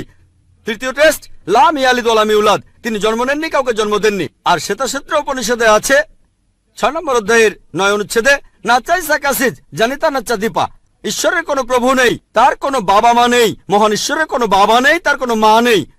তারপর ওয়ালাম ইয়াকুল্লাহু কুফুয়ান আহাদ, তার সমতুল্য কেউ নেই। আর শ্বেতাক্ষেত্র উপনিষদে বলা হয়েছে 4 নম্বর অধ্যায়ের 19 অনুচ্ছেদে আছে। এছাড়াও যজুর্বেদ 32 অধ্যায়ের 3 অনুচ্ছেদে বলা হয়েছে নাতাস্তি প্রতিমা আস্তি, মহান ঈশ্বরের কোনো প্রতিমা নেই, কোনো মূর্তি নেই, কোনো ছবি নেই, কোনো ফটোগ্রাফ নেই, কোনো ভাস্কর্য নেই। এটা কে বলেছে? যজুর্বেদ 32 অধ্যায় 3 অনুচ্ছেদ বলেছে একই কথা, ওয়ালাম ইয়াকুল্লাহু কুফুয়ান আহাদ। যদি কেউ বলে যে অমুক লোকটা হচ্ছে আল্লাহ, যদি সেই লোক এই 4টা শর্ত পূরণ করে, আমরা মুসলিমরা কোনো রকম আপত্তি ছাড়াই সেই লোককে আল্লাহ বলে মেনে নেব। যেমন ধরেন, কিছু লোক বলে ভগবান রজনীশ হলেন মহান ঈশ্বর। একবার প্রশ্নোত্তর পর্বে এক হিন্দু আমাকে বলেছিলেন আমরা ভগবান রজনীশকে ঈশ্বর বলে মানি না। আমি কখনোই বলিনি হিন্দুরা ভগবান রজনীশকে ঈশ্বর বলে মানে, আমি বলেছি কিছু লোক তাকে ঈশ্বর বলে মানে। আসুন দেখি রজনীশকে আমরা টেস্ট করি। প্রথম টেস্ট হলো কুল আল্লাহু আহাদ, বলো তিনি আল্লাহ এক অদ্বিতীয়। রজনীশ কি এক অদ্বিতীয়? সেই কি একমাত্র লোক যে নিজেকে ঈশ্বর দাবি করেছে? এরকম অনেক মানুষই ছিল, আর এই দেশে হাজার হাজার লোক নিজেকে ঈশ্বর দাবি করেছে, রজনীশ একমাত্র নয়। তবে রজনীশ ভক্তরা বলে না না, উনি একটু আলাদা। এবারে পরের টেস্টে দেখি। আল্লাহুস সামাদ, আল্লাহ অবিনশ্বর চিরস্থায়ী। রজনীশ কি অবিনশ্বর চিরস্থায়ী? আমরা তার জীবনী থেকে জানি, তার আত্মজীবনী থেকে। রজনীশ ভুগছিলেন অ্যাজমা, ডায়াবেটিস আর পিঠের ব্যথায়। চিন্তা করেন, মহান ঈশ্বরের হয়েছে অ্যাজমা, ডায়াবেটিস, পিঠের ব্যথা। তৃতীয় টেস্ট, লাম ইয়ালিদ ওয়া লাম ইউলাদ, তিনি জন্ম নেননি, কাউকে জন্ম দেননি। ভগবান রজনীশ জন্মেছিলেন মধ্যপ্রদেশে, তার বাবা মাও ছিলেন। 1981 সালে তিনি আমেরিকায় গেলেন, ইউএসএ। তখন হাজারো আমেরিকান তার ভক্ত হয়ে গেল। তারপর আমেরিকার অরিগন প্রদেশে তিনি বানালেন একটা সেন্টার, আর তার নাম দিলেন রজনীশপুরম, তার গ্রাম। পরবর্তীতে আমেরিকান সরকার তাকে অ্যারেস্ট করে কারাবন্দী করে রাখলো। রজনীশ বলতো যে আমেরিকান সরকার তাকে স্লো পয়জনিং করেছে। চিন্তা করেন, মহান ঈশ্বরকে স্লো পয়জনিং করা হয়েছে। 1985 সালে আমেরিকান সরকার তাকে বের করে দিলে সে ইন্ডিয়ায় চলে আসে। তারপর এখানে পুনায় সে আরেকটা সেন্টার খুললো, আর তার নাম দেওয়া হলো ওশো কমিউন। যদি রজনীশের সমাধির কাছে কখনো যান, তার সমাধির উপরে লেখা আছে ভগবান রজনীশ ওশো। কখনো জন্মাননি, কখনো মরেননি, তবে পৃথিবীতে ভ্রমণ করেছেন 1931 সালের 11 ডিসেম্বর থেকে 1990 সালের 31 জানুয়ারি পর্যন্ত।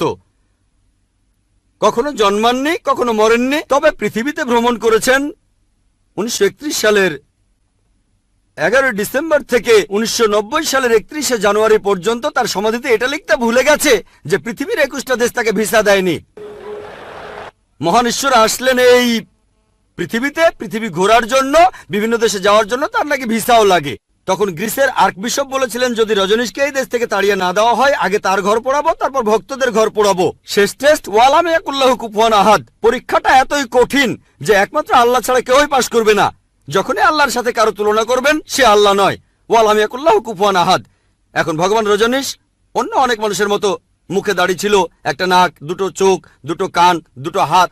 যখন আল্লাহর সাথে পৃথিবীর কোনো কিছুর তুলনা করবেন, সে আল্লাহ নয়। ওয়ালাম ইয়াকুল্লাহু কুফুয়ান আহাদ। যদি কেউ বলে যে আল্লাহ তাআলা 1000 গুণ বেশি শক্তিশালী, আপনারা কি শোয়ার্জনেগারের নাম শুনেছেন? এই লোকের নাম কখনো শুনেছেন? কখনো শুনেছেন তার নাম? এই লোক একটা সময় ছিল মিস্টার ওয়ার্ল্ড, মিস্টার ইউনিভার্স, পৃথিবীর সবচেয়ে শক্তিশালী লোক, বিশ্বজগতের সবচেয়ে শক্তিশালী লোক। যখনই আল্লাহকে তুলনা করবেন কোনো কিছুর সাথে, হোক সেটা আর্নল্ড শোয়ার্জনেগার, হোক সেটা দারা সিং, হোক সেটা কিং কং, হোক সেটা 1000 গুণ বা লক্ষ গুণ, যখনই আল্লাহর সাথে পৃথিবীর কোনো কিছুর তুলনা করবেন, সে আল্লাহ নয়। ওয়ালাম ইয়াকুল্লাহু কুফুয়ান আহাদ, তার সমতুল্য কেউ নাই। তাহলে এই হলো 4 লাইনের সংজ্ঞা আল্লাহ সুবহানাহু ওয়া তাআলার পবিত্র কোরআনে আছে। আপনি যে ঈশ্বরের পূজা করছেন, ভাই, সেই ঈশ্বরকে সূরা ইখলাস দিয়ে টেস্ট করুন। যদি তিনি পাশ করেন, তাহলে সত্যিকারের ঈশ্বর, তা না হলে নকল ঈশ্বর। ইসলাম ধর্মে পাপের সংজ্ঞাটা কি? পাপের প্রকারভেদগুলো কি? আর এই পাপের সাথে হিন্দু আর খ্রিস্টান ধর্মে যে পাপের কথা বলা হয়েছে তার পার্থক্য কি? ধন্যবাদ ভাই। আপনি প্রশ্ন করলেন যে ইসলাম ধর্মে পাপের সংজ্ঞাটা কি, আর হিন্দুইজম বা খ্রিস্টান ধর্মের পাপের সাথে এর পার্থক্যটা কোথায়? এক কথায়, পাপ মানে আল্লাহর আদেশগুলো অমান্য করা। আল্লাহ আমাদের নির্দেশ দিয়েছেন, যদি তার বিরুদ্ধে যান সেটাই পাপ। যেমন ধরেন, আল্লাহ তাআলা বলেছেন তোমরা প্রার্থনা করো, যদি প্রার্থনা না করেন তাহলে পাপ করছেন। আল্লাহ তাআলা বলেছেন তোমরা মদ খেও না, যদি মদ খান তাহলে পাপ করছেন। তাহলে আল্লাহ তাআলার আদেশ অমান্য করা, এক কথায় সেটাই পাপ। আর সব ধর্মে পাপের সংজ্ঞাটা এটাই। হিন্দু আর খ্রিস্টান ধর্ম একই কথা বলছে। আশা করি উত্তরটা পেয়েছে। আজ এই অনুষ্ঠানে আসতে পেরে আমার খুবই ভালো লাগছে। আপনার এই মূল্যবান কথাগুলো সবারই কাজে আসবে। আমরা আপনার লেকচার শুনে খুবই মুগ্ধ হয়েছি, অনেকের দৃষ্টিভঙ্গিও বদলেছে। আমার নাম রাম দাস, ইলেকশন বোর্ডের পার্সেস অফিসার। আমি একজন হিন্দু, তারপরও আমি ইসলাম ধর্মকে অনেক শ্রদ্ধা আর ভালোবাসি। আমি আপনার কথার সাথে একমত যে হিন্দু ধর্ম কখনোই মূর্তি পূজার কথা বলে না। আসলে আমাদের হিন্দু ধর্মকে সবসময় প্রভাবিত করেছে তথাকথিত ধর্মীয় নেতারা। তারা তারা মানুষকে ভুল পথে নিয়ে যাচ্ছে। শতকরা 90% হিন্দু ভুল পথে চলে যাচ্ছে মূর্তি পূজার নামে। বেদ আর উপনিষদ কখনই মূর্তি পূজার কথা বলে না। যেটা বলা হয়েছে সেটা রু এটা কথা বলা হয়েছে রু খোদা কি ইনায়েতে হ্যায়। এই রুহকে খ্রিস্ট ধর্মে আত্মা বলা হয়, ইসলাম ধর্মে রুহ, হিন্দু ধর্মেও আত্মা। এটা খুবই দুর্ভাগ্য যে সব ধর্মের তথাকথিত ধর্মীয় নেতারাই এতে কোনো রকমের সন্দেহ নেই, হোক সে মুসলিম, খ্রিস্টান বা হিন্দু, এতে কোনো রকমের সন্দেহ নেই পৃথিবীর সব মানুষকে ভুল পথে পরিচালিত করেছে। আপনার কাছে আমার প্রশ্ন, আপনি একজন যথেষ্ট জ্ঞানী মানুষ। আমার আগে এক ভদ্রলোক প্রশ্ন করেছিলেন, তিনি ঠিকই বলেছিলেন ইসলামের অতীত খুব গৌরবের। তবে বর্তমান সময়ে পৃথিবীতে ইসলাম সবার জন্য একটা হাসির খোরাকে পরিণত হয়েছে। এর কারণ হলো ইসলামের ঠিকাদাররা, নেতারা ঠিক হিন্দু নেতাদের মতোই তাদের অনুসারীদের ভুল পথে নিয়ে যাচ্ছে, ভুল জিনিস শিখাচ্ছে। কোনো হিন্দু ভাই যদি কোনো মুসলিমকে রক্ত দেয় সে হয়তো বেঁচে যাবে, যদি কোনো হিন্দু কোনো একজন মুসলিমকে রক্ত দেয় তাহলে তার জীবন বাঁচল। এখানে এটা কি হতে পারে? যেহেতু হিন্দু রক্ত নিয়েছে তাই সে হিন্দু হয়ে যাবে? এটা আমার প্রথম প্রশ্ন। প্লিজ আরেকটু সময় দিন, আমার আরেকটা প্রশ্ন আছে। এখানে ধরেন যার জীবন বাঁচলো সে তো দোয়া করবে, আসো বাবা আসো, আমার জীবন বাঁচিয়েছ। রক্তের বিভিন্ন গ্রুপ আছে, এ পজিটিভ, বি পজিটিভ। এখানে তো জীবন বাঁচানোর প্রশ্ন, এখানে কি ধর্মের গুরুত্বটা বেশি? এটাই প্রথম প্রশ্ন। আর এখানকার লোকজন আত্মাকে চিনতে চায় না, বস্তুর চাহিদা মিটলেই তারা খুশি। ইসলাম সবাইকে ভালোবাসার কথা বলে, সব ধর্মই ভালোবাসার কথা বলে, কিন্তু ইসলাম ধর্ম সেই ভালোবাসা অর্জনের কথা বলে, কিভাবে ভালোবাসা অর্জন করতে হবে। এই জন্য ইসলামে জাকাত আছে। এই জাকাত গরিব মানুষদের সাহায্য করা, প্রতিবেশীকে সাহায্য করা, গরিবের মেয়ে বিয়ে হচ্ছে না বিয়ে দিয়ে দাও, গরিবকে সাহায্য করা। অন্য কোনো ধর্ম ইসলামের মতো এত মহান নয়। এটা খুবই মহান ধর্ম। দুর্ভাগ্যের কথা বাস্তব এর কোনো প্রয়োগ হচ্ছে না। তাই আগের ভদ্রলোক বললেন মাদ্রাসাগুলো স্বচ্ছ হওয়া উচিত। সত্যি বলতে আপনারা ধর্মীয় নেতাদের বোকামির কারণে ইসলাম ধর্ম উপরে উঠছে না, বরঞ্চ বরবাদ হয়ে যাচ্ছে। খ্রিস্টান ধর্ম তারা পৃথিবীতে রাজত্ব করতে চায়, তারা ইসলামের ক্ষতি করতে চায়। ইসলামের প্রতি খ্রিস্টানদের মনোভাব বিরূপ। হিন্দু ধর্ম তারা এখানে ঠিক থাকতে চায়, স্বাভাবিক। তাহলে এরাই হলো ধর্মীয় নেতা। তারা জানে না রুহ কি? রুহ হলো আল্লাহর দয়া। উপনিষদে আছে, ইসলামে আছে, বাইবেলে আছে। আর সব ধর্মই বলে ভালোবাসা, ইসলামও বলে। এটাই আমার প্রথম প্রশ্ন। দ্বিতীয় প্রশ্নটা হলো, হিন্দু ধর্ম নারীকে খারাপ চোখে দেখে, ইসলামও খারাপ চোখে দেখে। খ্রিস্টান ধর্ম, পৃথিবীতে নারী না থাকলে, আপনি একটু আগে একজনকে বললেন যে পুরুষ লোক বাচ্চা জন্ম দিতে পারে না। হ্যাঁ, পুরুষ লোক কোনো বাচ্চা জন্ম দিতে পারে না, বাচ্চার জন্ম দেন মা, একজন নারী। তাহলে ব্যাপারটা কি দাঁড়াচ্ছে? যে পুরুষকে জন্ম দিচ্ছে একজন নারী, সেই পুরুষই নারীকে ছোট করছে, সে হোক হিন্দু, খ্রিস্টান বা মুসলিম। এভাবে দেখবেন যে সব ধর্মেই একই রকম অবস্থা চলছে। আমরা সবাই, সব ধর্মই এখন ধ্বংসের পথে যাচ্ছে। নারীকে কোনো ধর্মই সম্মানের চোখে দেখা হয় না। পৃথিবীর সব ধর্মই নারীদেরকে সবসময় খারাপ চোখে দেখছে। এটাই আমার দ্বিতীয় প্রশ্ন। ইসলাম কি বলে? যেদিন কিয়ামত হবে, তার মানে মহাপ্রলয়, ইসলাম ধর্ম কেয়ামত সম্পর্কে কি বলছে? আপনাকে ধন্যবাদ এই ছোট্ট লেকচারের জন্য, ভালো কথাগুলোর জন্য ধন্যবাদ। আপনি বললেন আমার কথা আর ইসলাম ধর্মের কথা। আমার কথা যদি বলেন, সমস্ত প্রশংসা শুধুমাত্র আল্লাহ তাআলার। বললেন আমি জ্ঞানী, বললেন আমি অনেক জানি। আমি শুধুমাত্র একজন ছাত্র। আমি নিজেকে একজন ছাত্র মনে করি ইসলাম ও অন্যান্য ধর্মের উপর। আপনি দুটো প্রশ্ন করলেন, প্রথমটা রূহ নিয়ে, তারপর নারী নিয়ে। এছাড়াও আপনি বেশ কিছু মন্তব্য করেছেন। আপনি বললেন তথাকথিত ধর্মীয় নেতারাই সমস্যা তৈরি করছে। বেশিরভাগ ব্যাপারে আমি একমত। এছাড়াও আপনি মন্তব্য করলেন যে ইসলামের বদনাম করা হচ্ছে।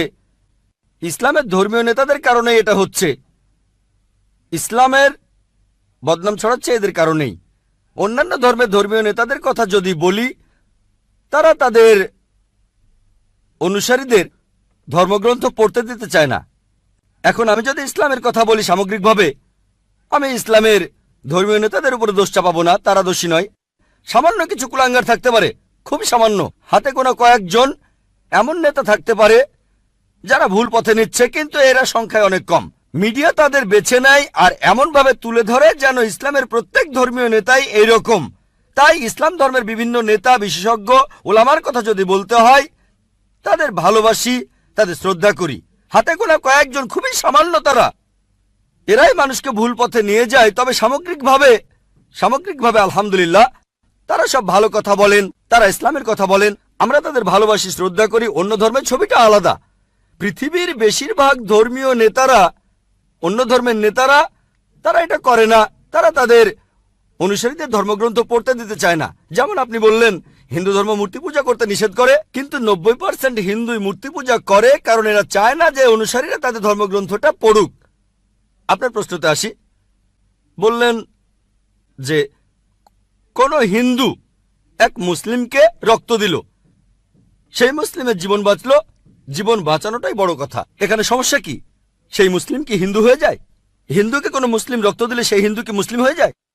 আল্লাহ পবিত্র কোরআনে বলেছেন, সূরা মাইদার 32 নম্বর আয়াতে উল্লেখ করা হয়েছে, যদি কেউ কোনো মানুষের জীবন বাঁচায়, যদি কোনো লোক, হোক সে মুসলিম বা অমুসলিম, অন্য কোনো মানুষের জীবন বাঁচায়, হোক মুসলিম বা অমুসলিম, তাহলে সে যেন পুরো মানুষ জাতিকেই বাঁচালো। তাহলে যদি কোনো মানুষ অন্য কাউকে রক্ত দেয় আর তার জীবন বাঁচায়, মুসলিম হিন্দুকে রক্ত দিক বা হিন্দু মুসলিমকে রক্ত দিক, সে যেন পুরো মানুষ জাতিকেই বাঁচালো। আয়াতটা আরো বলছে, যদি কেউ কোনো মানুষকে হত্যা করে আর সেটা হত্যার অপরাধ বা বিশৃঙ্খলা তৈরির অপরাধ না হয়, তাহলে সে যেন পুরো মানুষ জাতিকেই হত্যা করলো। তবে কোনো মানুষের জীবন বাঁচানো ভালো কথা, একটা ভালো কাজ, উঁচু মানের কাজ। কিন্তু আগে একজন প্রশ্ন করেছিলেন, আল্লাহ কেন আমাদের সৃষ্টি করেছেন? আমি আগেও বলেছি যে পবিত্র কোরআনের সূরা মুলকে 2 নম্বর আয়াতে উল্লেখ করা হয়েছে, আল্লাহ জি খালাকাল মাউতা ওয়াল হায়াতা, আল্লাহ সৃষ্টি করেছেন জীবন ও মৃত্যু তোমাদের পরীক্ষা করার জন্য। কারো জীবন বাঁচানো খুবই ভালো কাজ, কিন্তু কারো আখিরাত বাঁচানো সেটা আরো ভালো কাজ। আর সেজন্যই আমি আগে ডাক্তার ছিলাম। এটাই হলো শ্রেষ্ঠ পেশা, মানুষের জীবন বাঁচানো। আমি ডাক্তার হতে চেয়েছিলাম কারণ ভেবেছিলাম এটা মহান পেশা, আসলেও তাই। তবে এর চাইতেও ভালো আছে। পবিত্র কোরআনের সূরা ফুসিলাতের 33 নম্বর আয়াতে উল্লেখ করা হয়েছে, ওয়া মান আহসানু কালাম মিম্মান দাইল্লাহি ওয়া আমিলা সালিহা ওয়া কালা ইন্নানি মিনাল মুসলিমিন। কথাই কে উত্তম সেই ব্যক্তির চাইতে যে আল্লাহর পথে মানুষকে আহ্বান করে, যে সৎকর্ম করে আর বলে আমি তাদের অন্তর্ভুক্ত যারা আল্লাহর কাছে আত্মসমর্পণ করে। তাই আমি একজন শরীরের ডাক্তার থেকে হয়েছে আত্মার ডাক্তার, এটা আরো ভালো পেশা। তাহলে রক্ত দিয়ে কারো জীবন বাঁচানো ভালো কথা, তবে কাউকে সত্যিটা জানানো, তার আখিরাতটা বাঁচানো আরো ভালো। আমার কাজ হলো সব মানুষের কাছে ধর্ম প্রচার করা। মুসলিমদের বলি কোরআন মেনে চলুন, অনুসরণ করুন, আর শেষ নবীকে মেনে চলুন। আমি বলি হিন্দু, খ্রিস্টান, বৌদ্ধদের যেটা কমন অন্তত সেটা মেনে নেন। আপনাদের আর আমাদের ধর্মগ্রন্থে যেটা কমন, যে কথাগুলো আলাদা সেগুলো নিয়ে পরে আলোচনা করব। যেগুলো কমন অন্তত সেগুলো মেনে নেন। আমি বাঁচাতে চাইছি তার আখিরাতকে বাঁচানো এই ইহকালের জীবন বাঁচানোর চাইতে বেশি গুরুত্বপূর্ণ। এই জীবনটাও ভালো গুরুত্বপূর্ণ। যখন দোয়া করি, দুটোর জন্য দোয়া করি, রাব্বানা আতিনা ফিদ দুনিয়া হাসানাতা ওয়া ফিল আখিরাতি হাসানাতা ওয়া কিনা আযাবান্নার। হে আল্লাহ, আমাকে এই ইহকাল ও পরকালে ভালো রাখো এবং আমাকে দোজখের আগুন থেকে রক্ষা করো, তবে পরকাল অনেক উপরে এই জীবনের চাইতে।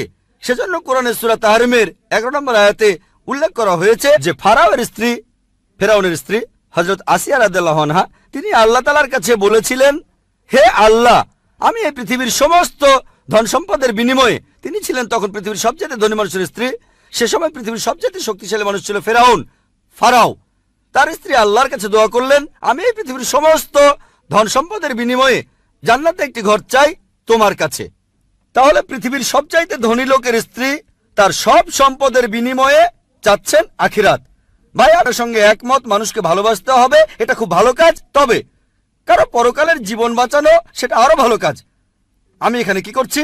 মানুষকে বলছি সাদৃশ্যগুলো দেখেন, যেগুলো কমন সেই জিনিসগুলো অন্তত মেনে চলেন, যেগুলো আলাদা সেগুলো বাদ দেন, যেটা কমন সেটা অন্তত মেনে চলেন। যে মূর্তি পূজা করা যাবে না, আল্লাহ কেবলমাত্র একজন, অন্তিম ঋষিকে মানতে হবে, তাহলে আমরা এক হব। নাম দিয়ে কেউ কখনো মুসলিম হয় না। আব্দুল্লাহ জাকির সুলতান মুসলিম মানে যে আল্লাহর কাছে নিজের ইচ্ছাকে সমর্পণ করে। আগে এক বোনকে আমি বলেছিলাম আল্লাহর কাছে আত্মসমর্পণ করুন, এখন আপনাকেও বলছি আল্লাহর কাছে আত্মসমর্পণ করুন। আর আল্লাহর ওহী এই লাস্ট টেস্টামেন্ট, খ্রিস্টানরা বলে ওল্ড টেস্টামেন্ট আর নিউ টেস্টামেন্ট, এটা হলো আল্লাহ তাআলার লাস্ট টেস্টামেন্ট, পবিত্র কোরআন। এটার কথা আপনাদের ধর্মগ্রন্থ আছে, সেটা আপনাদের মানতে হবে, এটা বাইবেলও আছে, সেটা মেনে চলতে হবে। আমি অনুরোধ করবো, আসেন আমরা সবাই মিলেমিশে থাকি, সবাই একসাথে থাকি আর আল্লাহ তাআলার কাছে আত্মসমর্পণ করি। মানুষ সাধারণত লেভেল জিনিসটা পছন্দ করে না, জানো লেভেলটা গুরুত্বপূর্ণ নয়। পবিত্র কোরআনের সূরা ইমরানের 19 নম্বর আয়াতে উল্লেখ করা হয়েছে, ইন্নাদ-দীনা ইনদাল্লাহিল ইসলাম, আল্লাহ তাআলার কাছে একমাত্র যে ধর্মটা গ্রহণযোগ্য সেটা আল্লাহর কাছে আত্মসমর্পণ করা। যদি আল্লাহর কাছে নিজের ইচ্ছাকে সমর্পণ করেন, আপনার আখিরাত পরকালের জীবনটা বেঁচে যাবে। এবারে আপনার দ্বিতীয় প্রশ্নে আসি। নারীদের কথা বললেন যে সব ধর্মই নারীদের খারাপ চোখে দেখে, সব ধর্মই, খ্রিস্টান ধর্ম, হিন্দু ধর্ম, ইসলামের কথাও বললেন, সবাই খারাপ চোখে দেখে। খ্রিস্টানরা খারাপ চোখে দেখে, হিন্দুরা খারাপ চোখে দেখে, মুসলিমরাও খারাপ চোখে দেখে। মুসলিম মানে যে আল্লাহর কাছে নিজের ইচ্ছাকে সমর্পণ করে, আর সত্যিকারের মুসলিম কোনো নারীর দিকে কখনো খারাপ দৃষ্টিতে তাকাবে না। যদি কেউ করে সে মুসলিম নয়। আল্লাহ পবিত্র কোরআনে বলেছেন, সূরা নূরের 30 আয়াতে উল্লেখ করা হয়েছে, মানুষ শুধু নারীর হিজাবের কথা বলে, আল্লাহ তাআলা পবিত্র কোরআনে প্রথমে বলেছেন পুরুষের হিজাবের কথা। মুমিন পুরুষদের বলো তারা যেন দৃষ্টি সংযত আর লজ্জাস্থান হেফাজত করে। যখন কোনো পুরুষ কোনো নারীর দিকে তাকাবে, তখন তার মনে, সেই পুরুষের মনে কোনো খারাপ চিন্তা আসলে সে দৃষ্টি নিচু করবে। আপনাদের বেদেও কথা আছে, যদি আপনি ঋগ্বেদ পড়েন 8 নম্বর গ্রন্থ 33 নম্বর অনুচ্ছেদের 19 নম্বর মন্ত্র, ব্রাহ্ম তোমাদের নারী বানিয়েছেন, সুতরাং দৃষ্টি নিচু করো আর মাথার উপরে কাপড় দাও। হিন্দু ধর্মগ্রন্থ নারীদের শ্রদ্ধা করে, তবে সেই ধর্মগ্রন্থে এমন কথাও আছে যেগুলো নারীদের ছোট করেছে, সেগুলো বলতে চায় না। যদি মনুস্মৃতি পড়েন, সেখানে নারীদের বিরুদ্ধে অনেক কথা আছে, সেগুলো আমি এখানে বলতে চাই না, কারণ আমি চাই না কেউ বলুক ডক্টর জাকির নায়েক হিন্দু ধর্মের সমালোচনা করছেন। পবিত্র বাইবেলেও নারীদের সম্পর্কে ভালো কথা আছে, আবার খারাপ কথাও আছে। ভালো কথাগুলো এখানে বলতে পারি, খারাপ কথাগুলো বলতে চাচ্ছি না। আমি চ্যালেঞ্জ করছি, কেউ আমাকে পবিত্র কোরআনের এমন একটা কথা দেখান যেটা নারীদের বিরুদ্ধে বলেছে।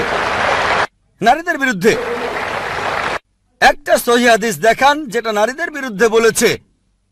হ্যাঁ, প্রত্যেক সম্প্রদায়ে কিছু কুলাঙ্গার দেখতে পাবেন। এমন কিছু মুসলিম হয়তো আছে যারা শুধু নামেই মুসলিম, তারা মেয়েদের দিকে তাকাতে পারে, মেয়েদের উত্ত্যক্ত করতে পারে, তবে তারা সত্যিকারের মুসলিম নয়। আপনি বললেন যে ইসলাম আর মুসলিমরা মেয়েদের খারাপ চোখে দেখে। যদি এই কথাটা বলে থাকেন, ভুল বলেছেন। যদি হিন্দু ধর্মগ্রন্থের সেই কথাগুলোর উদ্ধৃতি দিয়ে বলেন যে হিন্দু ধর্ম নারীদের বিরুদ্ধে কথা বলে, আমি বিভিন্ন ধর্মের উপর একজন ছাত্র হিসেবে কথাটা মেনে নেব যে হ্যাঁ, আপনি মনুস্মৃতির সেই অনুচ্ছেদগুলোর কথা বলছেন যেগুলো নারীদের বিরুদ্ধে বলে। যদি বাইবেলে নারীদের বিরুদ্ধে বলা কথাগুলোর উদ্ধৃতি দেন, হ্যাঁ, সেগুলো তো বাইবেলে লেখা আছে, তবে আমি চ্যালেঞ্জ করছি, পবিত্র কোরআনে এমন মাত্র একটা আয়াত দেখান যেখানে নারীদের বিরুদ্ধে কথা বলে। এমন মাত্র একটা সহিহ হাদিস দেখান, আমাদের নবীজি সাল্লাল্লাহু আলাইহি ওয়াসাল্লামের মাত্র একটা কথা দেখান যেটা নারীদের বিরুদ্ধে বলেছে। সত্যি বলতে মুহাম্মদ সাল্লাল্লাহু আলাইহি ওয়াসাল্লাম হলেন পৃথিবীর প্রথম মানুষ যিনি নারীদের উপরে তুলেছেন আর তাদের সমান অধিকার দিয়েছেন। আমি একটা লেকচার দিয়েছিলাম ইসলামে নারীর অধিকার, এছাড়াও আরেকটা লেকচার ইসলাম এবং অন্যান্য ধর্মের নারীর অধিকার, আমি সেখানে দেখিয়েছি।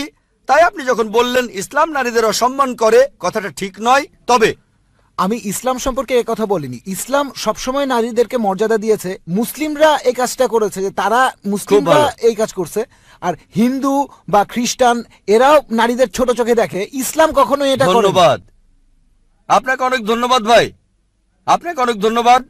আমি একথাই বলেছি, তবে মুসলিমরা দুর্ভাগ্যজনকভাবে ইসলামের অনুসারীরা এই জিনিসটা প্রয়োগ করে না। হ্যাঁ ভাই, আমি আপনার সঙ্গে একমত। আমি বলেছিলাম কিছু লোক এমন, এখন ধরেন মার্সিডিজ গাড়ি কত ভালো এটা জানার জন্য যদি ড্রাইভারের সিটে কোনো আনাড়ি লোককে বসান, আর সেই ড্রাইভার যদি গাড়িটা অ্যাক্সিডেন্ট করে, কাকে দোষ দেবেন? গাড়ি না ড্রাইভারকে? ড্রাইভারকে দোষ দেবেন। মার্সিডিজ গাড়ি কত ভালো এটা জানতে যদি চান, চেক করেন সেখানে কি কি আছে, এভারেজ স্পিড কেমন, পিক আপটা কেমন, গিয়ার রেশিও কেমন, নিরাপত্তা ব্যবস্থাগুলো কি কি। তাহলে ইসলামকে বিচার করতে চাইলে পবিত্র কোরআন আর সহিহ হাদিস পড়েন। মুসলিমদের দেখবেন না। যদি গাড়িটা পরীক্ষা করতে চান তাহলে আপনি ড্রাইভারের সিটে পাকা ড্রাইভারকে বসান। শ্রেষ্ঠ মুসলিমের দৃষ্টান্ত নবীজি সাল্লাল্লাহু আলাইহি সাল্লাম। খ্রিস্টান ধর্মে পবিত্র বাইবেলে আছে, বুক অব জেনেসিস 3 অধ্যায়ের 16 অনুচ্ছেদে মহান ঈশ্বর বলেছেন, তোমরা নারী, তোমরা খুব যন্ত্রণা পেয়ে সন্তানের জন্ম দেবে। এটা নারীদের প্রতি ঈশ্বরের অভিশাপ, গর্ভধারণ নারীদের জন্য শাস্তি। ইসলাম ধর্মে গর্ভধারণ নারীদের জন্য সম্মানের। পবিত্র কোরআনে সূরা নিসার 1 নম্বর আয়াতে উল্লেখ করা হয়েছে, গর্ভধারিণী মাকে সম্মান করো। পবিত্র কোরআনে সূরা লুকমানের 14 নম্বর আয়াতে উল্লেখ করা হয়েছে, আমি মানুষকে তাদের বাবা মায়ের সাথে ভালো ব্যবহার করার নির্দেশ দিয়েছি। মা অনেক কষ্ট সহ্য করে সন্তানকে গর্ভধারণ করেন, অনেক কষ্ট পেয়ে সন্তানের জন্ম দেন। নবীজি বলেছেন, যদি তোমরা তোমাদের মাকে সোনার পাহাড়ও এনে দাও, তোমাকে যে 9 মাস গর্ভে ধারণ করেছিলেন তার বিনিময়ে, তারপরও শোধ হবে না। ইসলাম এই কথাই বলছে। একবার নবীজি সাল্লাল্লাহু আলাইহি ওয়াসাল্লামের কাছে একজন লোক আসলো আর প্রশ্ন করলো, এটা আছে সহিহ বুখারী 8 নম্বর খণ্ড, বুক অব আদাব 2 নম্বর অধ্যায় 2 নম্বর হাদিস, হে নবী, এই পৃথিবীতে কাকে সবচাইতে বেশি সম্মান দেখাবো? নবীজি বললেন, তোমার মা। লোকটা বলল, এরপরে কাকে দেখাবো? নবীজি বললেন, তোমার মা। লোকটা বলল, তারপরে কাকে দেখাবো? নবীজি আবারও বললেন, তোমার মা। লোকটা বলল, এরপরে কাকে? তখন নবীজি বললেন, তোমার বাবা। তার মানে 75%, 4 ভাগের 3 ভাগ পাচ্ছেন মা, 1 ভাগ 25% সেটা পাচ্ছেন বাবা। এক কথায় মা গোল্ড মেডেল পাচ্ছেন, সিলভার মেডেল পাচ্ছেন, ব্রোঞ্জ মেডেলটাও পাচ্ছেন, আর বাবা একটা সান্ত্বনা পুরস্কার নিয়ে সন্তুষ্ট থাকছেন।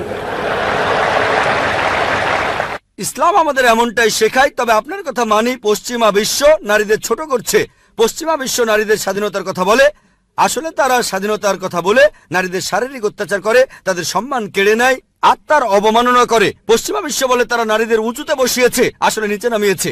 তাদেরকে বানিয়েছে উপপত্নী, রক্ষিতা আর সমাজের প্রজাপতি। যারা রয়েছে আর্ট আর কালচারের রঙিন পর্দার আড়ালে, আর্ট আর কালচারের দোহাই দিয়ে তারা কি করছে? তাদের মেয়েদের বিক্রি করছে তাদের মায়েদের। তারা নাকি মেয়েদের উপরে তুলছে। সাধারণত বেশিরভাগ অ্যাডেই দেখবেন নারী আছে, অন্যটার সাথে নারীর হয়তো কোনো সম্পর্কই নেই। মোটরসাইকেলের বেশিরভাগ অ্যাডে দেখবেন মেয়ে আছে। কতজন মেয়ে মোটরসাইকেল চালায়? কতজন? কিন্তু অ্যাডে মেয়ে থাকবেই। তারপর মোটর গাড়ির অ্যাডে, সেখানেও মেয়েদের দেখবেন। আমার এক বন্ধু একবার বলেছিল যে বিএমডাব্লিউর একটা খুব বিখ্যাত অ্যাড, মার্সিডিজ বেঞ্জ খুব ভালো গাড়ি, তরুণদের প্রিয় হলো বিএমডাব্লিউ, এর স্পিড বেশি, পিকআপও ভালো। তো বিএমডাব্লিউর একটা অ্যাডে বিকিনি পরা একটা মেয়ে দাঁড়িয়ে আছে বিএমডাব্লিউ গাড়ির সামনে, আর নিচে লেখা, এখনই চালানো শুরু করুন। কাকে? মেয়েটাকে না গাড়িটাকে? বিক্রি করছে মেয়েদের, বিক্রি করছে মায়েদের। ইসলাম ধর্মে নারীদেরকে সম্মান করি, মায়েদের সম্মান করি, বোনদের সম্মান করি, মেয়েদের সম্মান করি, তাদের শ্রদ্ধা করি, তাদের ভক্তি করি। আমার ভিডিও ক্যাসেট দেখেন, ইসলামে নারীর অধিকার। আশা করি উত্তরটা পেয়েছেন। আমার নাম বিনয় কুমার, আমি একজন আর্টিস্ট, একজন পেইন্টার। আপনাকে আমি একটা প্রশ্ন করব যে আপনার ওয়েবসাইটে 2টা যুক্তি দেখিয়েছিলেন যে মোহাম্মদ বাইবেল থেকে কিছু কপি করেননি অথবা অন্য কোনো বই থেকেও কপি করেননি।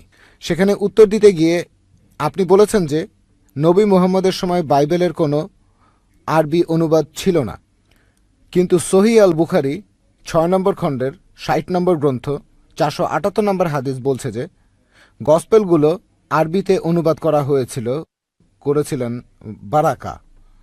এখানে আরেকটা ব্যাপার হলো, বললেন মুহাম্মদ ছিলেন নিরক্ষর, সেজন্য তিনি বই পড়তে পারতেন না, যেমন পবিত্র বাইবেল।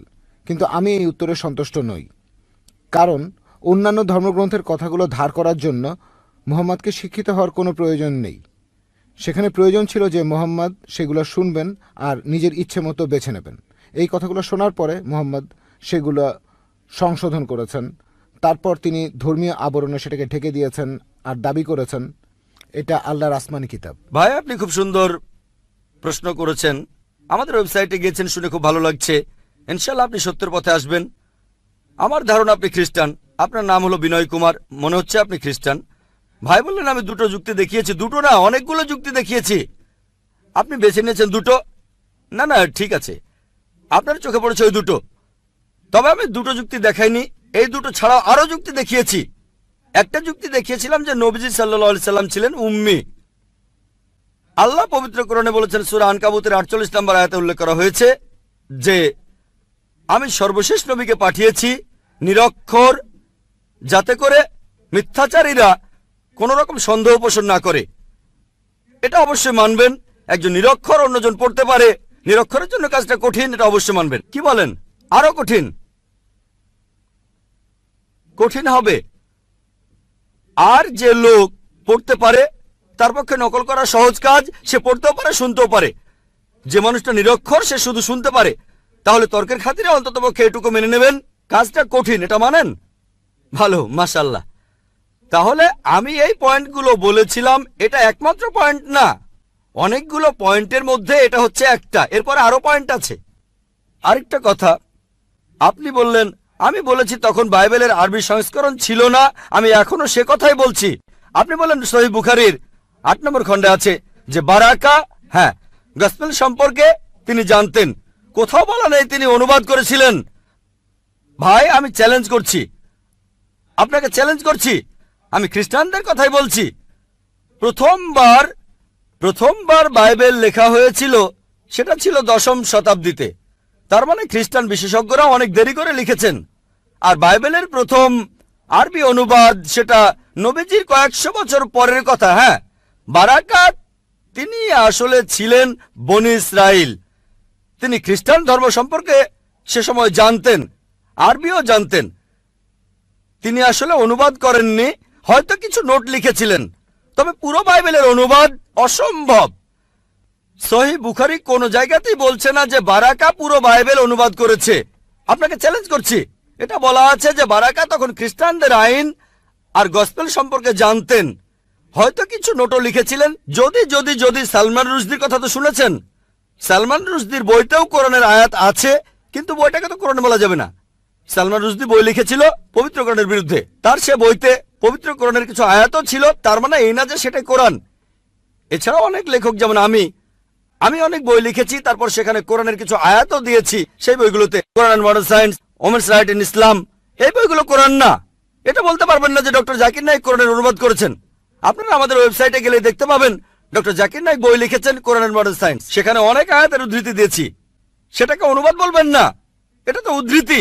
আর এছাড়াও বললেন যে নবীজি মুহাম্মদ সাল্লাল্লাহু আলাইহি সাল্লাম ভুলগুলো শুধরে নিয়েছেন। আচ্ছা, আপনার পয়েন্টটা খুব সুন্দর। আমি একটা লেকচার দিয়েছিলাম Bible and Quran in the light of science. সেখানে প্রমাণ করেছিলাম যে বাইবেলের অনেক বৈজ্ঞানিক ভুল আছে। যেমন ধরেন বুক অফ জেনেসিসের 1 নম্বর অধ্যায়ে আছে, বলা হয়েছে এই বিশ্বজগৎ তৈরি হয়েছে 24 ঘন্টার হিসেবে 6 দিনে। বলা হয়েছে যে চাঁদের আলো তার নিজস্ব আলো। জেনেসিসের প্রথম অধ্যায় 16 থেকে 19 অনুচ্ছেদ বলা হয়েছে যে সূর্য সৃষ্টি হয়েছে পৃথিবী সৃষ্টির পরে, পৃথিবী সৃষ্টি হয়েছে 3য় দিনে, সূর্য 4র্থ দিনে। এরকম আরো অনেক আছে। আপনি যদি বলেন নবীজি এগুলো নিয়ে শুদ্ধ করেছেন, যেমন চাঁদের যে আলো সেটা তার নিজস্ব আলো না, প্রতিফলিত আলো। পবিত্র কোরআনে সূরা ফুরকানের 61 নম্বর আয়াতে উল্লেখ করা হয়েছে যে চাঁদের আলো প্রতিফলিত আলো। কোরআন বলছে বিশ্বজগৎ সৃষ্টি হয়েছে 6টা আইয়ামে, 6টা লম্বা সময়কাল। আপনি কি তাহলে বলছেন নবীজি এই কথাগুলো শুদ্ধ করে নিয়েছেন? তিনি কি বিজ্ঞানী ছিলেন? না, এটা আল্লাহর আসমানি কিতাব। আমার পুরো লেকচারটা শোনেন, লেকচারের অংশবিশেষ শুনেই আমার কোনো একটা কথা নিয়ে মন্তব্য করবেন না। পুরো লেকচারটা আগে শোনেন। সেখানে আমি বলেছি যদি আপনার কথা মেনেও নেই, তর্কের খাতিরে যে বাইবেল থেকে নকল করেছেন তারপর শুদ্ধ করেছেন, কোন মানুষের পক্ষে কি এটা সম্ভব? 1400 বছর আগে বাইবেলের সবগুলো ভুল শুদ্ধ করবেন তিনি, সবগুলো ভুল শুদ্ধ করবেন, এটা অসম্ভব, অসম্ভব। এতে প্রমাণ হয় যে তিনি এটা লেখেননি, এটা লিখেছেন আমাদের স্রষ্টা আল্লাহ তাআলা। আশা করি উত্তরটা পেয়েছেন। আসসালামু আলাইকুম, আমার নাম ময়ূর। আমার এক অমুসলিম বন্ধুর পক্ষ থেকে একটা প্রশ্ন করতে চাচ্ছি। এটা আমার প্রশ্ন না, সে মাইকের সামনে আসতে লজ্জা পাচ্ছে। আমি কি প্রশ্ন করব? আপনার নামটা কি বললেন?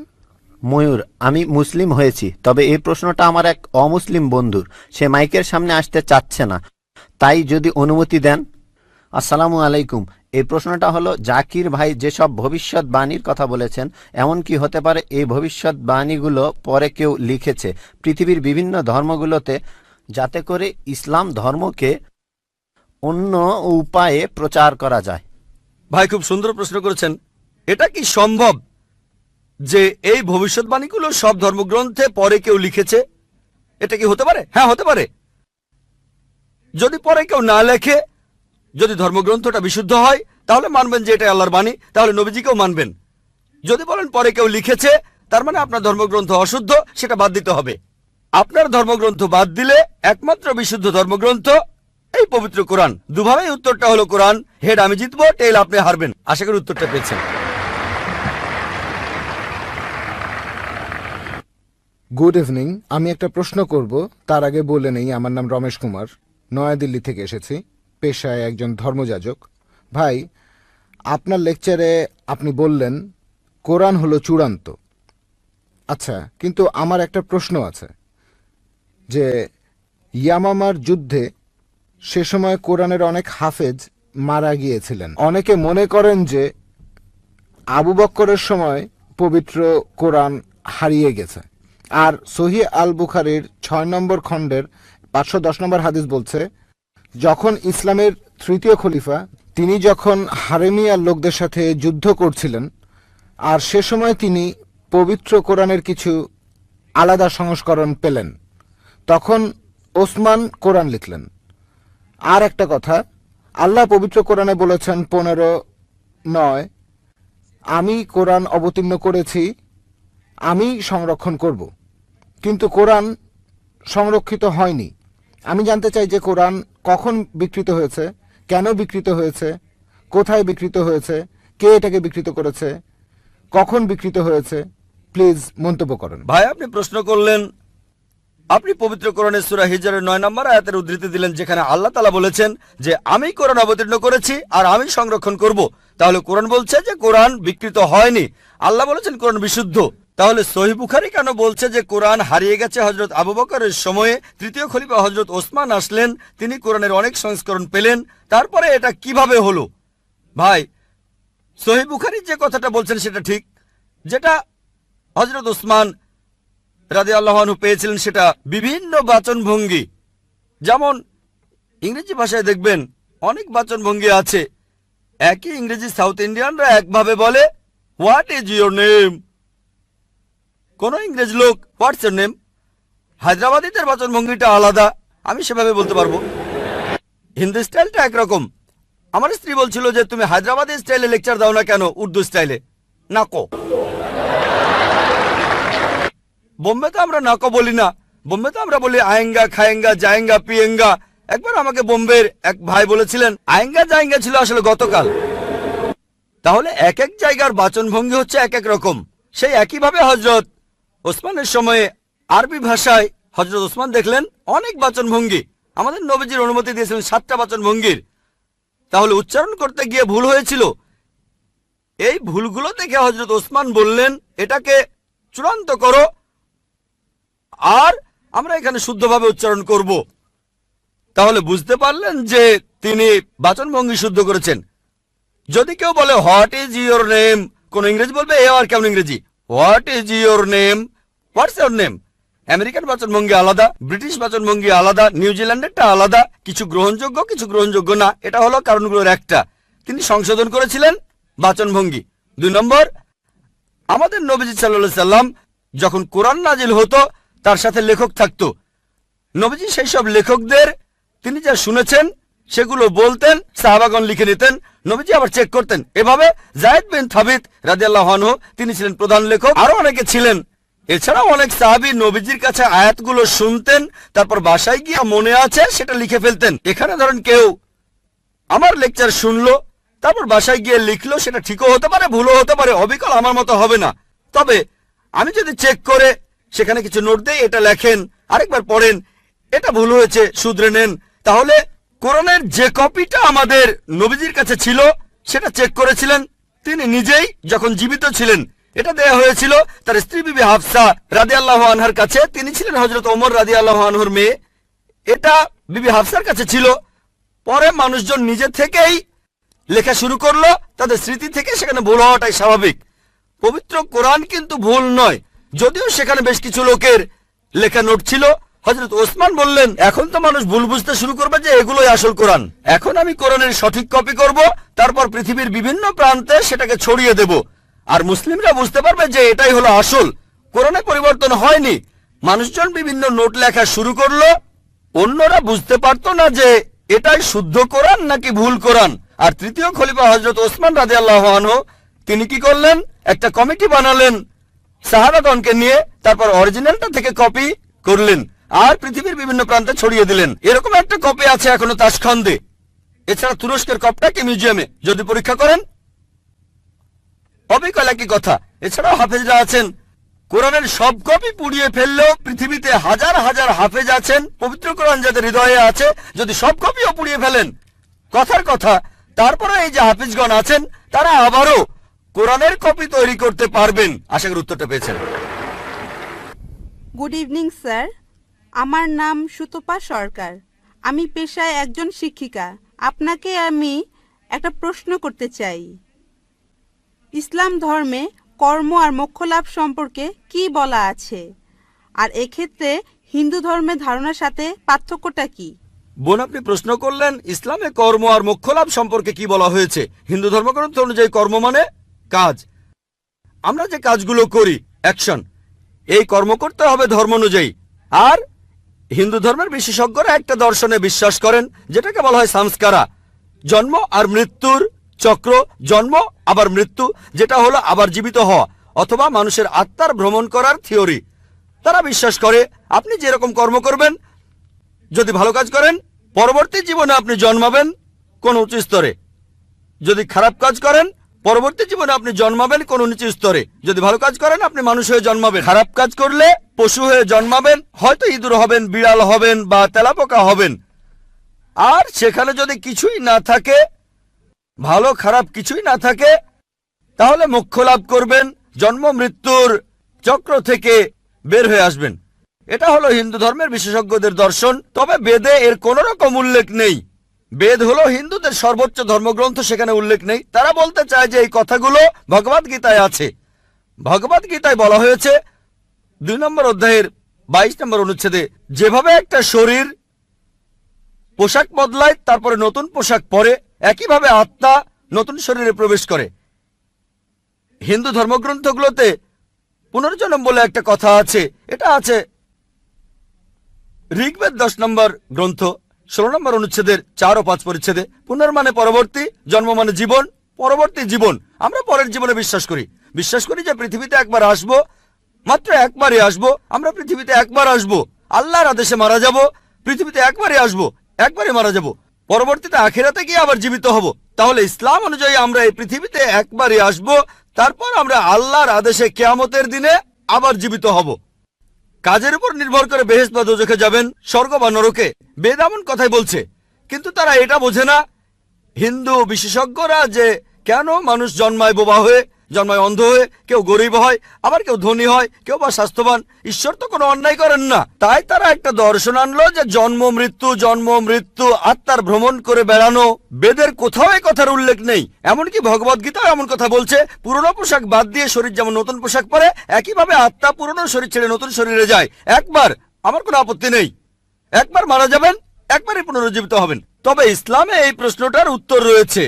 হিন্দু বিশেষজ্ঞরা এটা বুঝতে পারে না যে ঈশ্বর কেন এমন করবেন।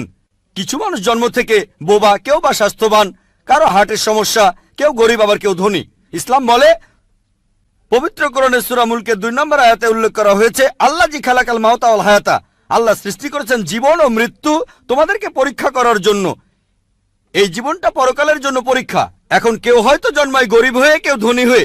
ধনীদের ক্ষেত্রে কোরআন বলছে তাদেরকে জাকাত দিতে হবে। যদি আপনার সঞ্চয় 85 গ্রাম স্বর্ণের চাইতে বেশি হয়, নিসাবের তুলনায় বেশি হয়, তাহলে 2.5% জাকাত প্রতি হিজরি সালে দিতে হবে। ধনীরা জাকাত দিতে পারে, নাও দিতে পারে, অর্ধেকও দিতে পারে, হয় সে 100 তে 100 পাবে অথবা 50 পেতে পারে। কোন জাকাত না দিলে সে 0 পাবে। কিন্তু গরিব লোকের ক্ষেত্রে জাকাত দিতে হবে না, সে জাকাতের পরীক্ষায় 100 তে 100 পাবে। আমরা বলি এ তো গরিব লোক, কিন্তু গরিব জাকাতের পরীক্ষায় 100 তে 100 পাবে, 100 তে 100। আর আমাদের নবীজি বলেছেন ধনী লোকের জন্য বেহেশতে যাওয়া গরিব লোকের চাইতে কঠিন। ধনীরা ভাবতে পারে ও আমাকে এত জাকাত দিতে হবে, আমি দিতেও পারি আবার নাও দিতে পারি। সবচেয়ে ভালো কাজ হলেও সর্বোচ্চ পেতে পারেন 100তে 100। গরিব লোক এখানে পুরো নম্বর পেয়েছে। তাই এক একজনের পরীক্ষা এক এক রকম। কেউ বা স্বাস্থ্যবান, আবার কেউ হয়তো সে জন্ম থেকেই অসুস্থ। এটা আমরা মানি না যে আগের জন্মের পাপের কারণে কেউ অন্ধ হয়ে জন্মেছে। এটা পরকালের জন্য পরীক্ষা। এমন না যে সে পাপ করেছে, হয়তো এটা বাবা মায়ের জন্য পরীক্ষা। পবিত্র কোরআনে সূরা আনফালের 28 নম্বর আয়াতে উল্লেখ করা হয়েছে, তোমাদের সম্পদ ও সন্তানরা তোমাদের জন্য পরীক্ষা। হয়তো আল্লাহ বাবা মাকে পরীক্ষা করছেন, হয়তো তারা ধার্মিক, আর দেখা গেল যে তাদের সন্তান একেবারে জন্ম থেকে অসুখ। দেখে কেউ হয়তো বলবে আমি আল্লাহকে বিশ্বাস করি না। যারা ইমানদার তারা বলবে এখনো আল্লাহকে বিশ্বাস করি। আল্লাহ পরীক্ষা করছেন। যত কঠিন পরীক্ষা তত বড় পুরস্কার। হয়তো আল্লাহ তাদের দেবেন জান্নাতুল ফেরদৌস। ধরেন যদি গ্র্যাজুয়েশন পাশ করেন, আপনি হবেন বিএ, বিএসসি বা বিকম। যদি পাশ করেন এমবিবিএস, আপনি হবেন ডাক্তার। এমবিবিএস পাশ করাটা বিকমের চাইতে কঠিন। যত কঠিন পরীক্ষা তত দামি ডিগ্রি। আমরা মানি কেউই পাপী হয়ে জন্মায় না, প্রত্যেকে জন্মায় মাসুম হয়ে। কিন্তু হিন্দু দর্শন বলছে, বিশেষজ্ঞরা বলছে, ধর্মগ্রন্থ বলছে না, তারা বিশ্বাস করে যে এই পৃথিবীতে আসবেন, বারবার আসবেন। যদি ভালো কাজ করেন মানুষ হয়ে আসবেন, খারাপ কাজে পশু হয়ে জন্মাবেন। এ কথাটা বেদের কোথাও বলা নেই। আর আপনি যদি একটু চিন্তা করে দেখেন বোন, অপরাধের মাত্রা বাড়ছে না কমছে? বাড়ছে না কমছে? অপরাধ বাড়ছে নাকি কমছে? বাড়ছে। পৃথিবীতে মানুষের সংখ্যা বাড়ছে না কমছে? বাড়ছে। তাহলে যুক্তি বলে অপরাধের মাত্রা যদি বাড়ে, মানুষ তো তাহলে কমে যাওয়ার কথা, কিন্তু কমছে না। এতেই প্রমাণ হয় যে এই দর্শনটা ভুল। বিস্তারিত জানতে চাইলে আমার ভিডিও ক্যাসেট দেখুন, হিন্দুইজম ও ইসলামের মধ্যে সাদৃশ্য। আশা করি আপনার উত্তরটা পেয়েছেন।